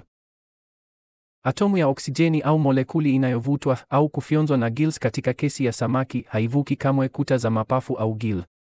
Badala yake, atomu ya oksijeni huhamisha pmtix yake hadi atomu ya oksijeni inayolingana katika protini ya seli ya damu. Usambazaji wa oksijeni. Usambazaji wa oksijeni wa seli nyekundu ya damu ni tukio la kukwama kwa quantum la nguvu inayolingana mass. Pmtix ya oksijeni inayoingia hujaza pmtix ya oksijeni katika seli na kuifanya iwe angavu zaidi, iwe na pmtix nyingi, sawa na jinsi kuongeza mkondo kunavyofanya balbu ya mwanga ing'ae zaidi. Sura ya 11. Mustakabali, kompyuta ya quantum na maadili ya muumba. Kuelewa muundo na tabia ya gans kuna athari kubwa kwa mustakabali wa teknolojia na uwepo wa binadamu. Kompyuta ya kwanti na hisia. Gani huruhusu uundaji wa mifumo inayoiga ubongo wa binadamu moja kwa moja. Gani za asidi ya amino. Kwa kuwa vizuizi vya ujenzi wa asidi ya amino ya binadamu ni gani za gesi, inawezekana kujenga mifumo ya kompyuta inayofanya kazi kama ubongo. Mifumo sambamba.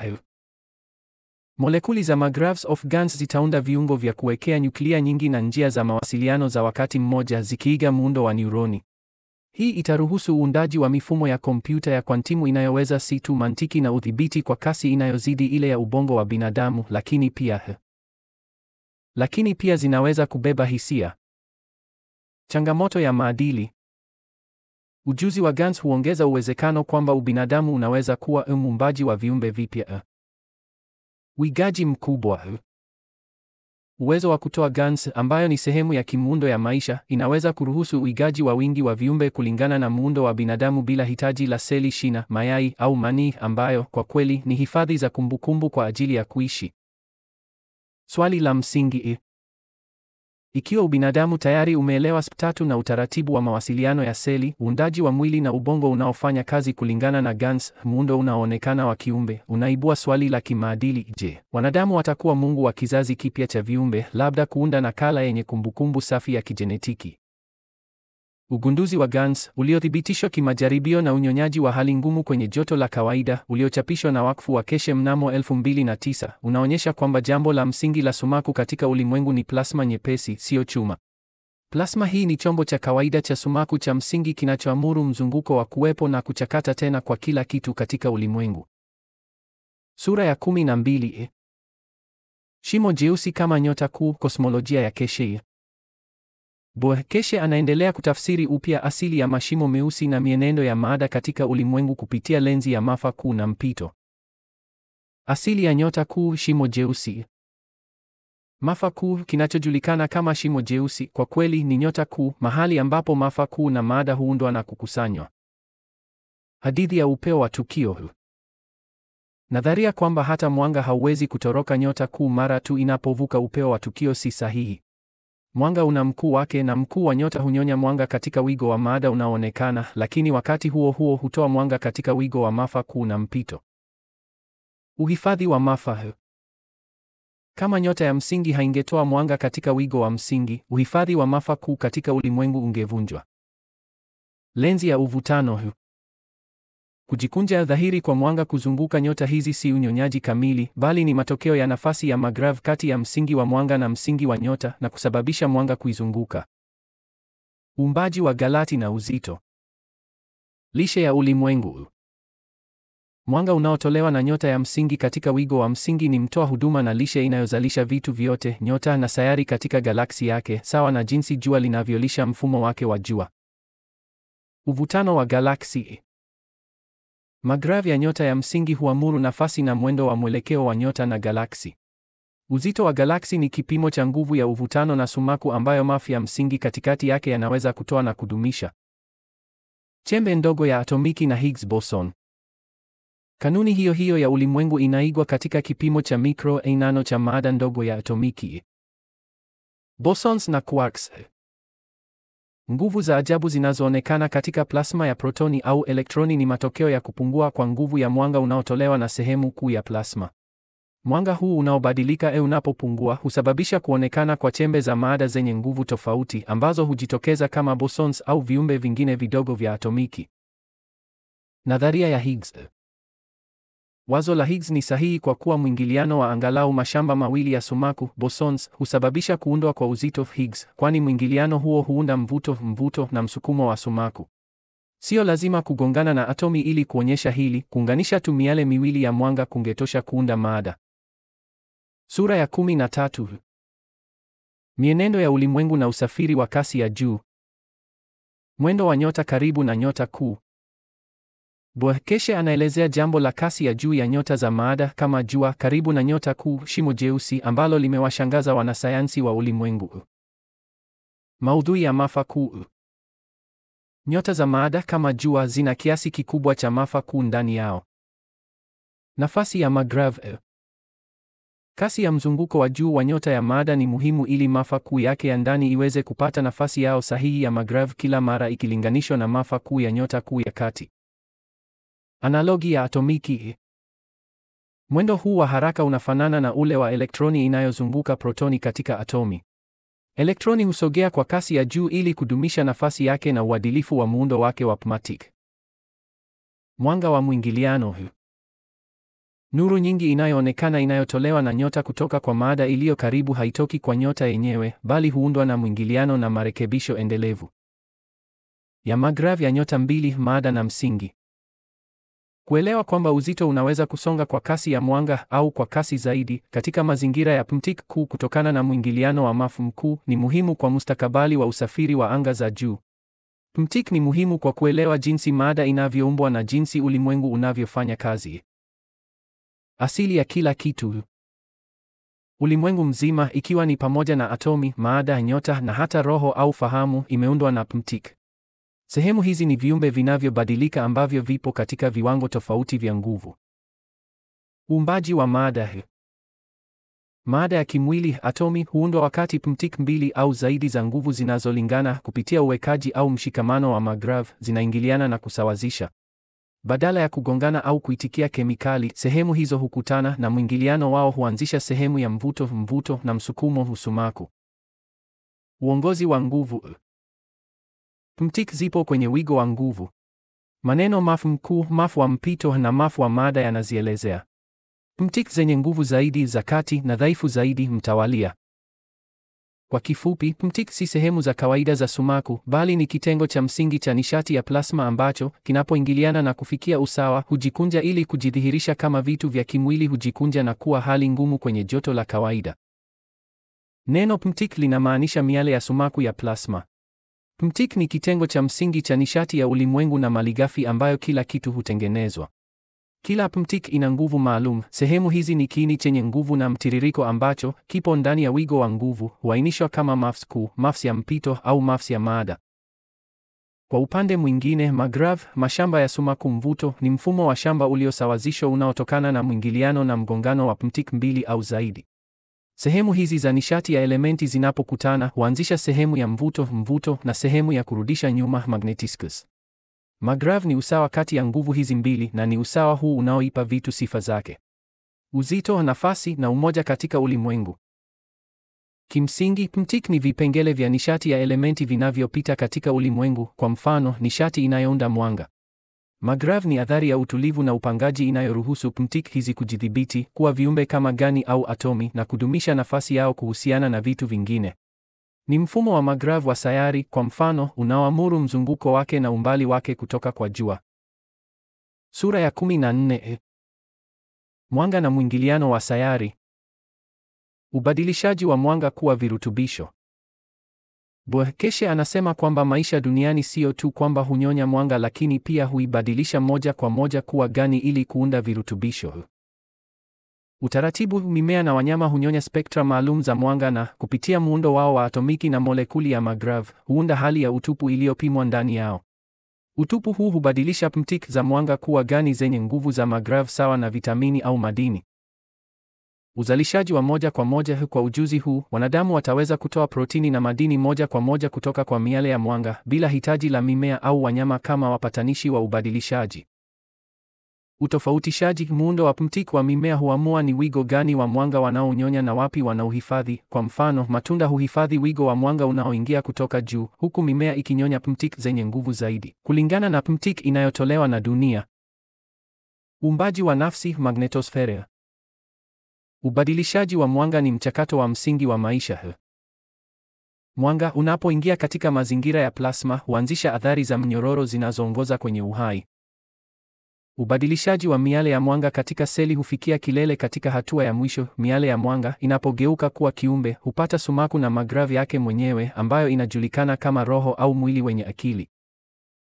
Teknolojia ya anga inayotegemea mwanga. Kunasa na kuunganisha mwanga. Udhibiti wa muundo wa mwanga wa pmtik utakuwa ufunguo wa teknolojia ya anga ya juu. Udhibiti wa mwendo. MAF ya mwanga wa helical cylinder na yanayoweza kubadilishwa yatatumika kudhibiti mwendo na mwelekeo wa chombo cha anga cha siku zijazo. Usafiri wa haraka. Kwa kutumia teknolojia ya magrav ya MAF ya mwanga, sehemu za ndani kabisa za ulimwengu zinaweza kufikiwa katika sehemu ndogo za maisha ya mwanadamu, kushinda mapungufu ya kasi ya mwanga katika mazingira ya maada. Kunasa mwanga. Huu ni uwekaji wa magrav wa miale moja ya mwanga ukilinganisha na mwingine wa nguvu sawa.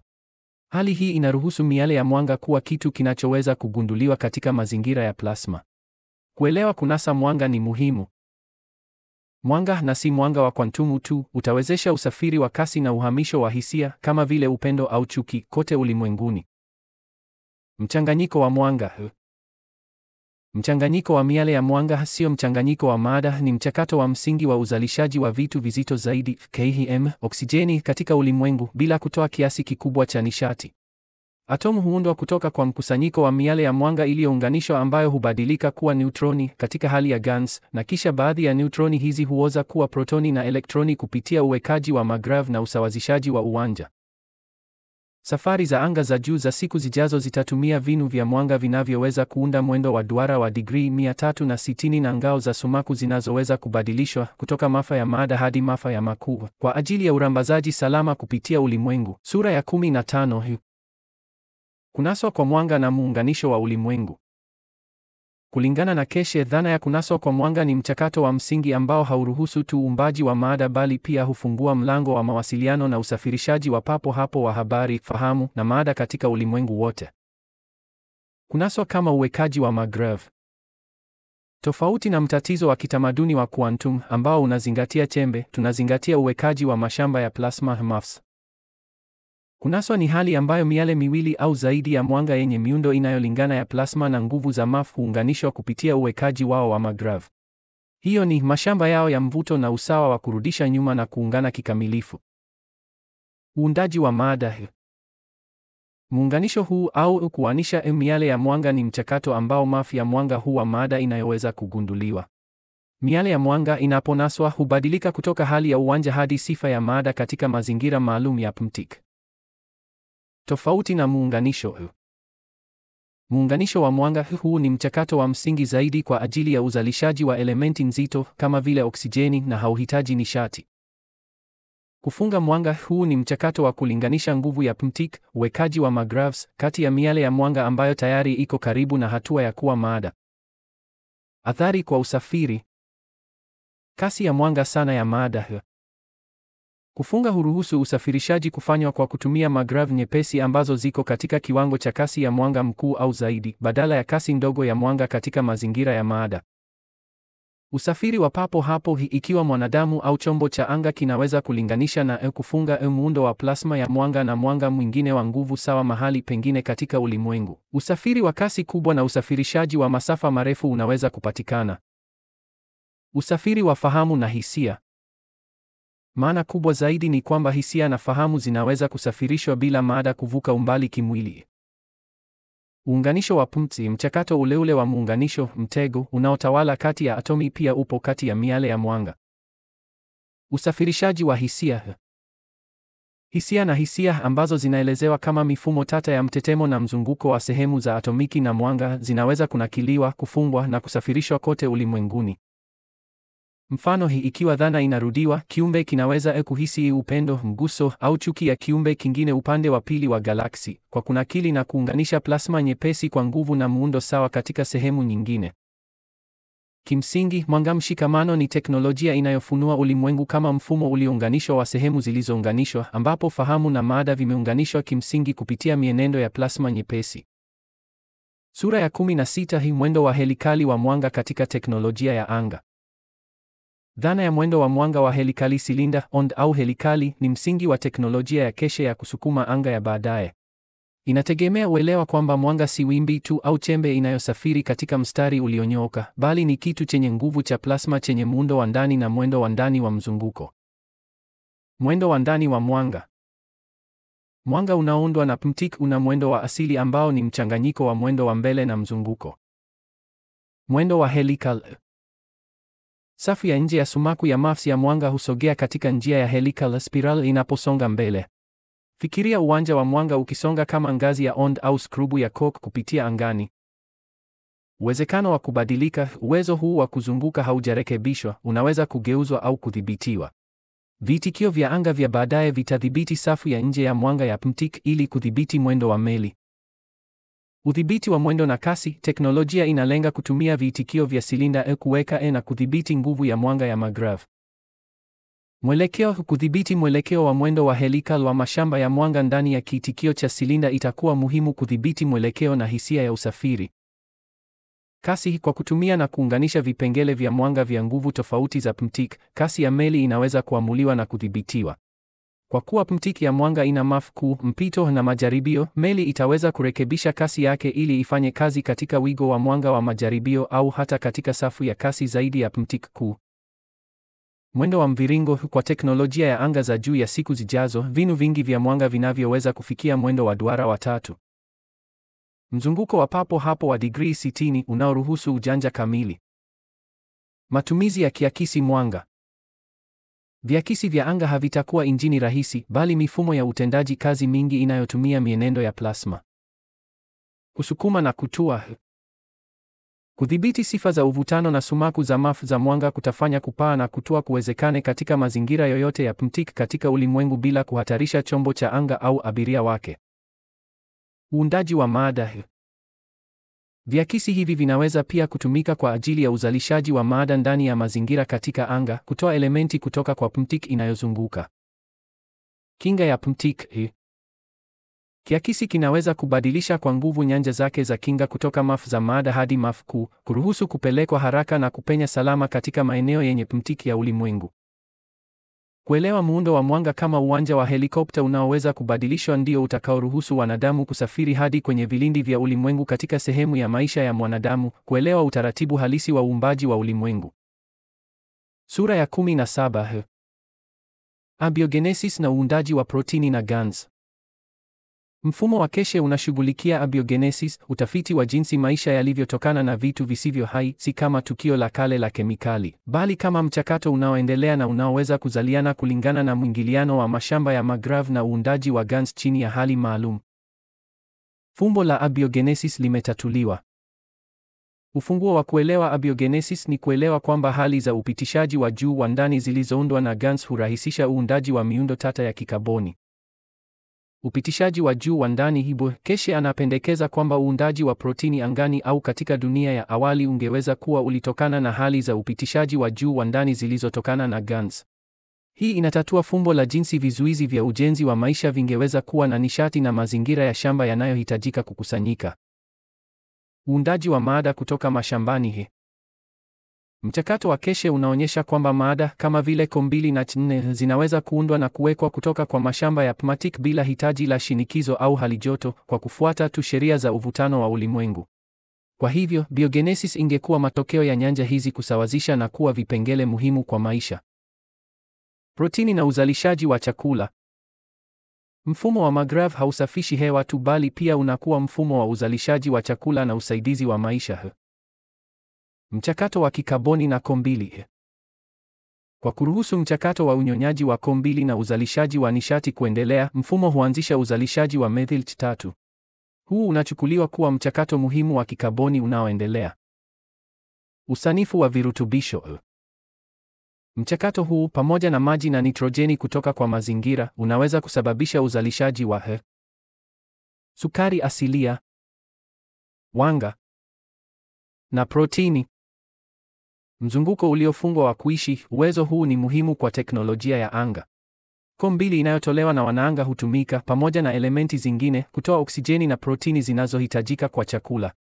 Kwa njia hii, wanadamu wanakuwa wasambazaji wa Co2 kwa mfumo kudumisha uhai wake angani. Sura ya 18. Mtego wa mwanga na ufahamu. Mtego wa mwanga unawasilishwa kama utaratibu nyuma ya matukio ya fahamu na telepathi, pamoja na uwezo wa kusafirisha miundo tata ya molekuli. Mtego wa mwanga na ndoto. Mawasiliano ya telepathi ni njia rahisi na ya asili zaidi ya mawasiliano kwa wanadamu, inayofanya kazi ndani ya muundo wa asili wa ubongo.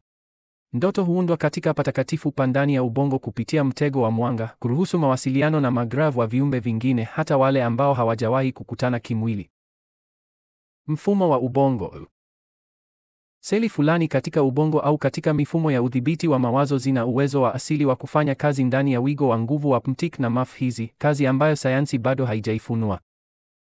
Usafiri wa masi changamano. Teknolojia ya mtego itaruhusu usafirishaji kamili wa miundo kama vile moyo, ubongo na tishu zote kote ulimwenguni. Hii ina maana ya kurudia na kusogeza mapigo ya moyo yale yale na umajimaji ule ule uliojaa hisia za chombo hicho hadi sehemu kubwa katika ulimwengu. Ubadilishaji na usafiri wa ulimwenguni. Kunasa huruhusu ubadilishaji wa mashamba kwa ajili ya kuishi na usafiri. Ubadilishaji wa MAFs. Kwa kutumia teknolojia hii, MAFs moja ya mata inaweza kubadilishwa kuwa nyingine na kupunguza muda unaohitajika kuvuka kutoka mazingira ya shamba moja hadi nyingine. Kwa mfano, MAFs ya mwanga yanaweza kubadilishwa kwa MAFs ya chakula au oksijeni kwa matumizi ya binadamu wakati wa kusafiri. Ubadilishaji wa seli dawa.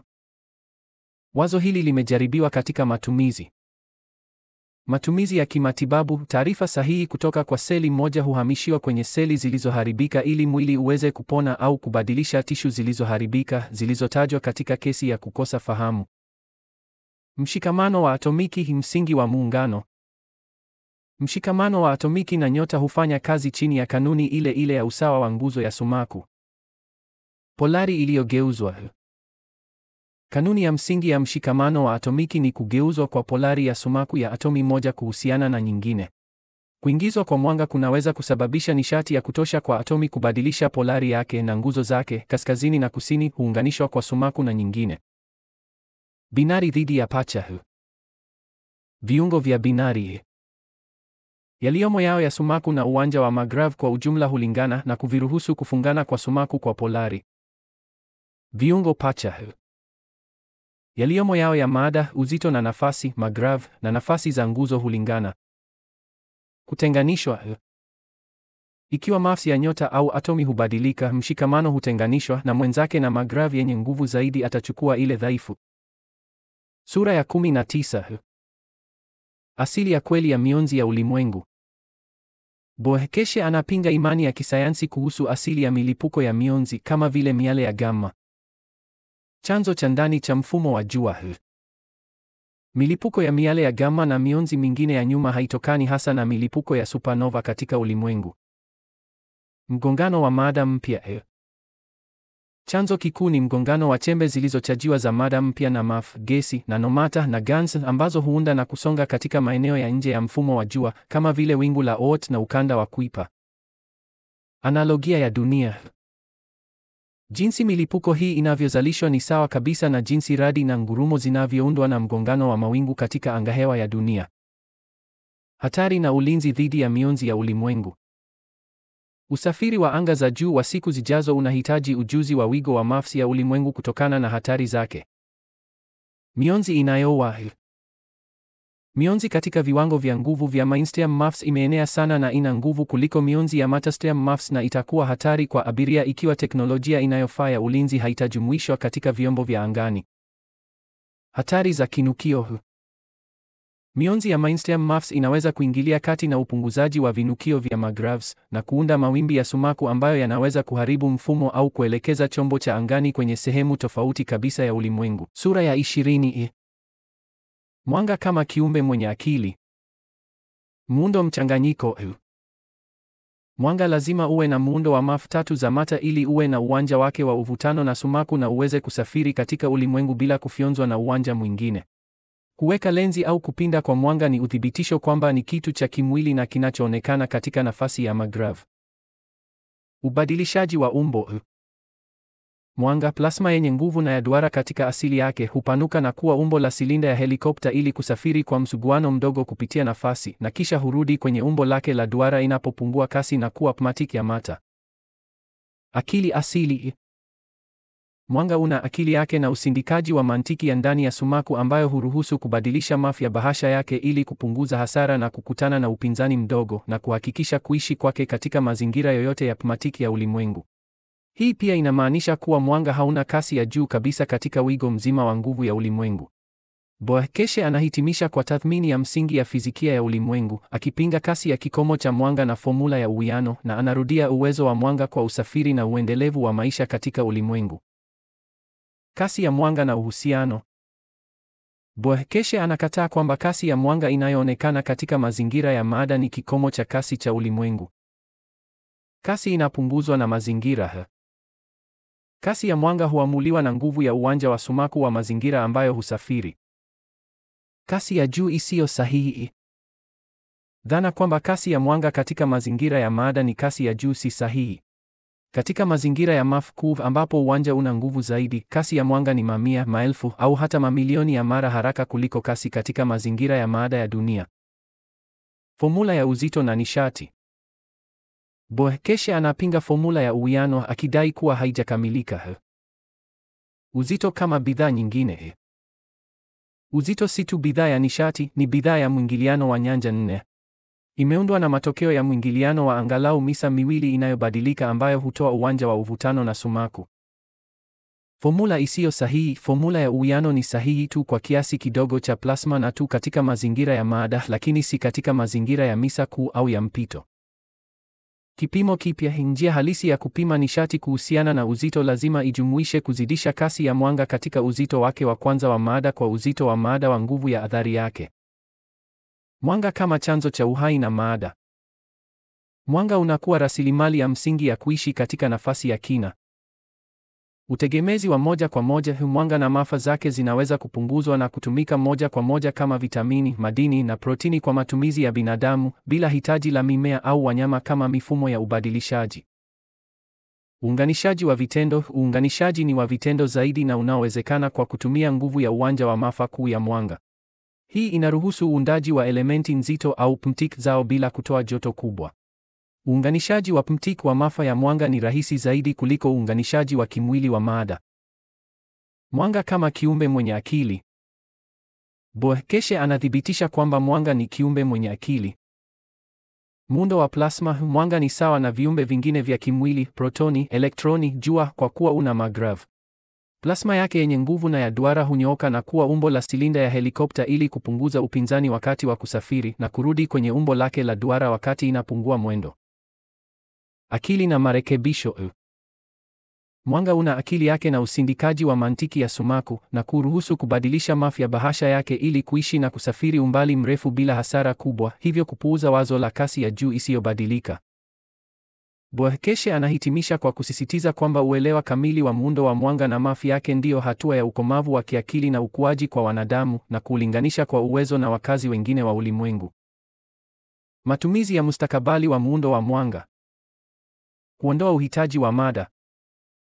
Kuelewa mafu wa mwanga kutafanya hitaji la vitu vya kimwili liwe la kizamani katika nyanja nyingi. Uendelevu bila usagaji. Mafunzo ya mwanga yaliyounganishwa na mafu wa vitu vya mwanga yanaweza kutumika kufikia athari sawa na chakula, nishati na uzalishaji wa lishe bila hitaji la kumeza au kusaga kimwili. Mageuko ya mwili wa kimwili. Baada ya muda, wanadamu watajifunza kuwepo na kusafiri katika ulimwengu bila hitaji la mwili wa kimwili kama tunavyojua leo. Mawasiliano ya papo hapo ya ulimwengu. Mawasiliano yatakuwa ya papo hapo popote katika ulimwengu. Kanuni ya mawasiliano. Mfumo wa mawasiliano utasambaza taarifa kwa nguvu kutoka kwa maps mazingira ya haraka zaidi, na baada ya kufika unakoenda, mpokeaji atafafanua taarifa kutoka kwa nguvu ya maps hadi kwa nguvu ya maps ya mata, ya kusikia, ya kuona NK. Kuondoa ucheleweshaji wa wakati. Njia hii itaondoa ucheleweshaji wa muda unaoonekana katika mifumo ya mawasiliano ya ulimwengu ya sasa, ikiruhusu mawasiliano ya papo hapo popote ulimwenguni. Ubadilishaji wa maps. Uwezo wa kudhibiti tabaka za mwanga za maps utawezesha teknolojia mpya. Kuondoa tabaka. Itawezekana kuondoa mwanga wa moja ya maps zake, kwa mfano, kuondoa maps kuu kwa mawasiliano na kutumia maps iliyobaki, mpito na mata, kutoka kwa plasma ile ile ya mwanga kwa madhumuni mengine, kama vile kuongeza ukuaji wa mada nyingine au kutoa nishati. Lugha ya ulimwengu. Matumizi ya maps ya mata ya mwanga kwa usafirishaji na mawasiliano yatakuwa msingi wa ubadilishaji wa mada na mawasiliano miongoni mwa viumbe vyote vyenye akili katika ulimwengu. Maono na ufahamu. Mtazamo na maono hayategemei viungo vya kimwili, bali hutegemea kiwango cha uwanja wa pmtits wa kiumbe. Mwonekano wa masharti. Mwanga unaoonekana ni sawa katika viwango vyote vya nguvu za pmx, lakini mwonekano unategemea uwanja wa nguvu za pmx unaozunguka na mtazamaji. Kile kisichoonekana kwa kiumbe kimoja kinaonekana kwa kingine kwa kutumia nguvu tofauti ya pmx kama marejeleo. Maono halisi. Maono hayapatikani kupitia zana kama macho, bali kupitia uwazi wa kupokea maarifa kupitia njia halisi ya uendeshaji wa ulimwengu, ambayo ni kiwango cha akili cha muundo wa viumbe. Nuru ya nafsi na uwepo wa milele. Nuru kama uthibitisho wa uwepo. Ukweli wa kuwepo hupimwa kwa nguvu ya mwanga ambao jambo linaweza kutoa na muda na kina ambacho magrav ya mwanga huo yanaweza kupenya. Hatima ya mwanadamu. Mwanadamu lazima azingatie muunganisho wake zaidi ya kuwepo kwake kimwili, kupitia mwanga wa uwepo wake wakati wa maisha yake. Nafsi ya mwanadamu itakuwa nuru inayothibitisha kuwepo kwake. Hitimisho. Nafsi imekusudiwa kung'aa milele kama mwanga wa nyota ya mbali baada ya mabilioni ya miaka. Sura ya 21. Asili ya usumaku umeme. Dhana kuu ni kwamba usumaku umeme, nishati ya elektroni, huzalishwa kila mara katika ulimwengu kutokana na tofauti rahisi ya nguvu kati ya nyanja mbili, bila hitaji la vitu vya kimwili. Usumaku umeme umefafanuliwa upya. Uzalishaji wa nyanja za sumaku umeme unapatikana kwa kuunda tu sehemu mbili za sumaku zenye tofauti ya nguvu sawa na nguvu ya uwanja wa sumaku wa elektroni. Mtiririko wa mkondo. Tofauti hii ya nguvu kati ya sehemu mbili za plasma husababisha mtiririko wa sehemu za sumaku kutoka uwanja wenye nguvu zaidi hadi ule dhaifu, na kusababisha mkondo wa sumaku umeme au mtiririko wa sumaku umeme. Utumiaji katika viitikio. Keshe anasema kwamba mifumo yake ya uvutano inaweza kuunda na kudumisha sehemu tofauti za plasma katika kiini chao, ikiwa na tofauti ya nguvu inayoendelea sawa na ile ya elektroni. Hii inaruhusu uzalishaji na matengenezo ya mkondo wa sumaku umeme bila uwepo au harakati za kimwili za elektroni. Ujumla wa usumaku umeme. Kanuni hii inatumika kwa kiwango chochote cha uwanja, jambo kinyume au jambo la giza, mradi tu tofauti ya nguvu kati ya uwanja mbili ni sawa na nguvu ya uwanja wa sumaku wa elektroni. Elektroni na nafasi. Keshe anaelezea elektroni si kama chembe ya nukta, bali kama mazingira ya uwanja katika nafasi. Elektroni kama nafasi. Elektroni si kitu zaidi ya nafasi katika mazingira ambapo athari ya jumla ya uwanja wote wa sumaku kutoka kwa jambo na uwanja wote inaweza kugunduliwa au kudhibitiwa. Kwa hivyo, elektroni ni plasma kama protoni, ingawa kwa kiwango kidogo. Muundo wa elektroni. Elektroni ina muundo sawa na protoni, ikijumuisha hali zake tatu za jambo, kinyume na jambo la giza, lakini kwa uwiano tofauti. Kiwango chake ni sawa na plasma ya neutroni kabla ya kuoza kwake kuwa protoni na elektroni. Mwendo wa elektroni. Mwendo wake usio na uhakika au mzunguko wake unaozunguka protoni unatokana na uwekaji upya unaoendelea, mvuto mbadala na msukumo wa chembe ndogo za maada za elektroni kuhusiana na mashamba makubwa ya sumaku ya protoni. Protomagnetism na neutromagnetism. Dhana ya mkondo haizuiliwi na elektroni pekee. Protoni na neutron pia zina matoleo yao wenyewe. Protomagnetism ni mtiririko wa mashamba ya sumaku sawa na ule wa protoni. Mashamba haya ni msingi wa dhoruba za uwanja wa sumaku wa ulimwengu na yana athari kubwa zaidi kwenye uadilifu wa kimuundo wa galaksi kuliko umeme. Neutromagnetism Nipple. Nyota za neutroni ni maeneo katika ulimwengu ambayo hubeba nguvu ya uwanja wa sumaku sawa na nguvu kamili ya uwanja wa sumaku wa kitu cha neutroni. Keshe anasema kwamba nyota za neutroni hutoa uwanja wa sumaku kwa nguvu ya magravi ya neutroni, na sio lazima ziwe na neutroni zinazoonekana. Sumaku za kudumu. Sifa ya sumaku ya kudumu inaelezewa na muunganisho uliosawazishwa wa mashamba katika atomi. Mashamba ya monosumaku. Sumaku za kudumu ni mashamba ya sumaku ya monosumaku yanayopatikana katika kiwango cha vipengele vya majaribio MAF vya plasma ya elektroni, kwa mfuatano na majaribio MAF ya plasma ya protoni ya kipengele chake. Muunganisho. Sumaku ya kudumu huundwa wakati mashamba ya protoni na elektroni ya plasma ya atomi yanapata muunganisho endelevu na usawa wa uwanja Km chuma katika mazingira ya magravi ya dunia. Utegemezi wa mazingira. Sifa za sumaku za jambo lolote hutegemea magravi iliyoko. Chuma inaweza isiwe sumaku katika maeneo mengi katika ulimwengu, kwani sifa zake za kudumu za sumaku hutegemea mazingira maalum ya magravi. Keshe anaelezea tofauti kati ya kondakta na kondakta wakuu kupitia lenzi ya nadharia ya unified field ya Keshe, ambapo mtiririko wa nishati unaeleweka kama mwendo wa mashamba ya sumaku ya plasma, mtits, si lazima iwe ya chembe za kimwili. Vikondishi dhidi ya vikondishi wakuu. Kulingana na Keshe, mkanganyiko katika fizikia ya sasa kuhusu upitishaji na upitishaji mkuu unatokana na kushindwa kutofautisha kati ya mwendo wa kimwili wa elektroni na mtiririko wa nguvu ya uwanja wa sumaku. Vikondishi. Katika kondakta, mkondo wa umeme husababishwa na mwendo wa kimwili au mtetemo wa elektroni ndani ya kitu. Mfumo. Elektroni husogea au hutetemeka kwa nguvu ya uwanja wake na kusababisha mkondo kutiririka. Sura ya 23. Hitimisho. Hitimisho ni kwamba matukio yote ya kimwili yameunganishwa chini ya dhana ya uwanja wa sumaku. Chaji ya umeme, mashamba ya sumaku na mashamba ya uvutano yana asili moja, uwanja wa sumaku. Kiungo kikubwa. Mvuto. Athari ya kuvutia kati ya nguzo mbili tofauti za maada. Usumaku. Athari ya kurudisha nyuma kati ya nguzo mbili zinazofanana za maada. Uzito. Tofauti ya nguvu kati ya mashamba ya uvutano yanayofanana na yasiyofanana na sumaku. Nishati. Kipimo cha uwanja wa sumaku unaohamishwa kwa kasi ambayo inaweza kusafiri katika hali ya kati. Mkondo wa sumaku. Kiwango cha mwendo wa uwanja wa sumaku kutoka nguvu moja hadi nyingine, ukubwa wake ukiwa sawa na tofauti katika nguvu ya uwanja wa sumaku ya elektroni. Nadharia ya umoja ni kwamba mwingiliano wa uwanja wa sumaku huunda uwanja wa uvutano na mtiririko wa uwanja wa sumaku huunda mkondo wa sumaku. Keshe anaelezea tofauti kati ya kondakta na kondakta wakuu kupitia lenzi ya nadharia ya unified field ya Keshe, ambapo mtiririko wa nishati unaeleweka kama mwendo wa mashamba ya sumaku ya plasma, mtits, si lazima iwe ya chembe za kimwili.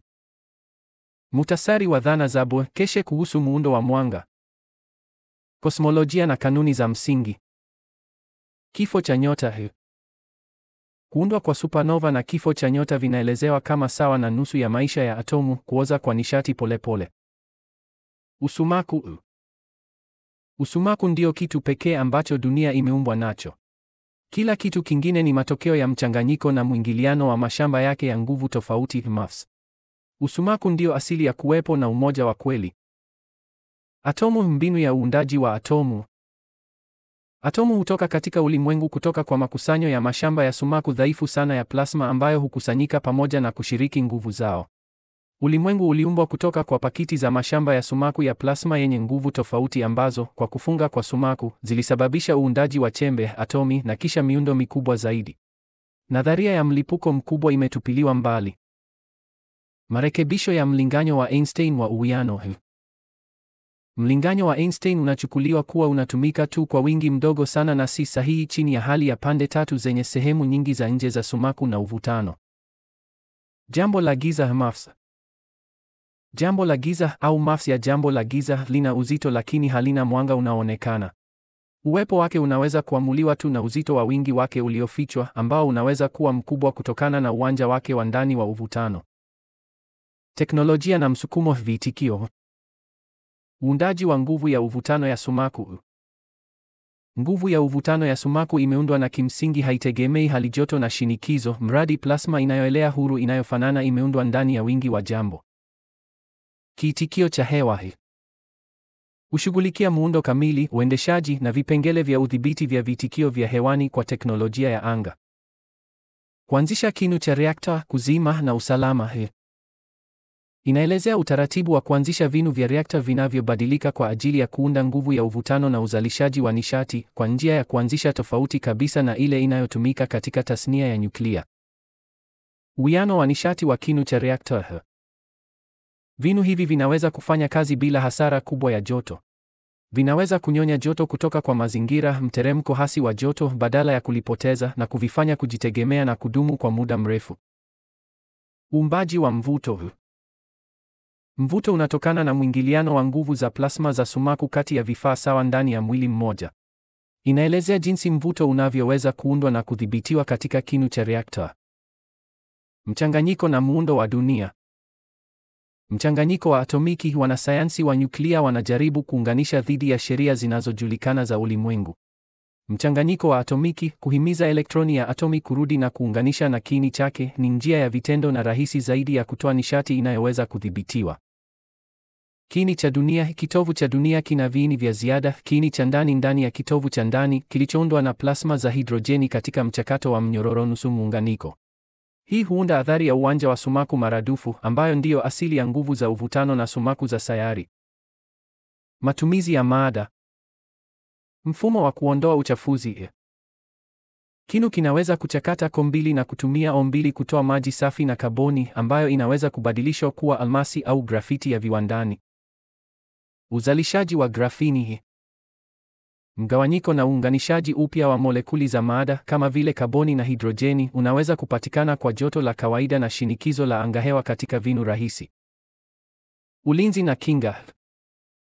Teknolojia ya ulinzi inaweza kuharibu kitu chochote kinachoingia kupitia kueneza kwa plasma ya sumaku katika kiwango cha molekuli na kukitenganisha na kuwa mvuke wa sumaku kabla hakijaathiri meli. Usanifu wa mwisho.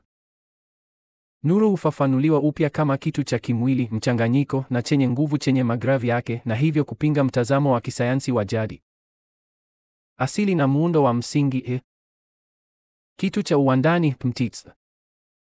Nuru si wimbi au nishati tu, bali ni kitu kinachoonekana kinachoundwa na miale ya sumaku ya plasma (PMTICS). Ina sehemu zake za uvutano na sumaku. Muundo wa mara tatu. Nuru lazima iwe na muundo wa tatu wa matter, transition na principal ili kumiliki magrav na kuweza kupata nafasi yake katika ulimwengu bila kufyonzwa na sehemu zingine. Akili ya asili. Nuru ina akili yake na usindikaji wake wa kimantiki unaoiruhusu kubadilisha mafi ya bahasha yake kwa nguvu. Hii inahakikisha inaweza kusafiri umbali mrefu katika mazingira yoyote ya PMTICS na kuishi bila hasara ndogo. Uthibitisho wa kimwili. Jambo la lenzi, kuinama kwa mwanga karibu na vitu vikubwa, ni uthibitisho wa kuwepo kwake kama kitu cha kimwili na chenye nguvu na magravs. Mwendo na kasi imefafanuliwa upya. Mwendo wa kioo silinda. Plasma nyepesi husafiri kwa mwendo wa helikopta au wa onda inaposonga mbele. Umbo lake la asili ni la duara, lakini hupanuka na kuwa silinda ili kusafiri kwa msuguano mdogo na kasi kubwa kupitia nafasi, ikirudi kwenye umbo lake la duara kadri nguvu yake inavyopungua na kuwa maada. Kasi kuhusiana na mazingira. Kasi ya mwanga si thabiti wala si ya juu. Imedhamiriwa na nguvu ya pmtix ya mazingira ambayo inapatikana katika mazingira ya mafa kuu, mashamba yenye nguvu. Kasi yake ni mara milioni kwa kasi zaidi kuliko kasi inayoonekana katika mazingira ya mafa ya dunia. Matumizi ya kiteknolojia: kunasa na kusafiri. Kunasa mwanga.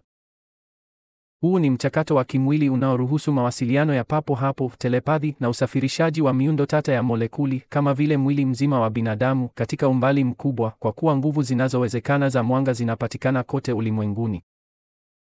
Uendelevu na ubadilishaji. Mwanga na mafu zake zinaweza kutumika kuunda vitu, chakula na oksijeni wakati wa kusafiri angani bila hitaji la usagaji. Mafu za mwanga zinaweza kubadilishwa kuwa virutubisho ambavyo mwili unahitaji. Msukumo. Vinu vya anga vya baadaye vitadhibiti mwelekeo wa mwendo wa helikopta wa mwanga na kutumia nguvu kubwa ya mafu wakuu kufikia kasi inayozidi kasi inayojulikana ya mwanga. Mwanga kama chanzo cha kiroho. Nafsi ya mwanadamu, hatima ya mwisho ya mwanadamu, imeunganishwa na mwanga. Uwepo hupimwa na mwanga ambao vitu vinaweza kutoa, na roho ya mwanadamu ni mwanga unaothibitisha umilele wake wa ulimwengu. Maono hayapatikani kupitia macho, bali kupitia uwazi wa kupokea maarifa kupitia nguvu ya uwanja ya pmtix ya muundo wa kiumbe. Ni hayo tu, watu. Tutakuona tena katika kazi ya tatu kubwa ya Keshe, uumbaji wa ulimwengu. Asante kwa kusikiliza. Kutoka kwa jamii ya Kihispania ya Keshe tunawaaga. Ni furaha ya kweli kwetu kushiriki kazi tatu kubwa za Keshe, ufunuo wa kisayansi unaopita fizikia inayojulikana. Katika kitabu hiki cha pili cha sauti, nuru huacha kuwa kipimo cha kasi tu na inakuwa kitambaa chenye akili, msingi wa msingi na chombo cha mwisho cha kuwepo. Na tumejifunza kwamba hakuna mipaka ya kasi, nuru husafiri kwa kasi isiyofikirika katika mafsku. Mawasiliano ni ya papo hapo, telepathy na uelewa ni aina ya asili zaidi ya muunganisho wa ulimwengu. Sisi ni viumbe vya plasma, marafiki. Uelewa huu mpya na uangaze njia yako na uwashe cheche ya maarifa ya ulimwengu moyoni mwako. Tumepanda mbegu ya enzi mpya ya sayansi na fahamu, ambapo teknolojia na roho huungana. Urithi wetu ni muunganisho. Kwa furaha kubwa, Keshe mpya ya Kihispania. Asante.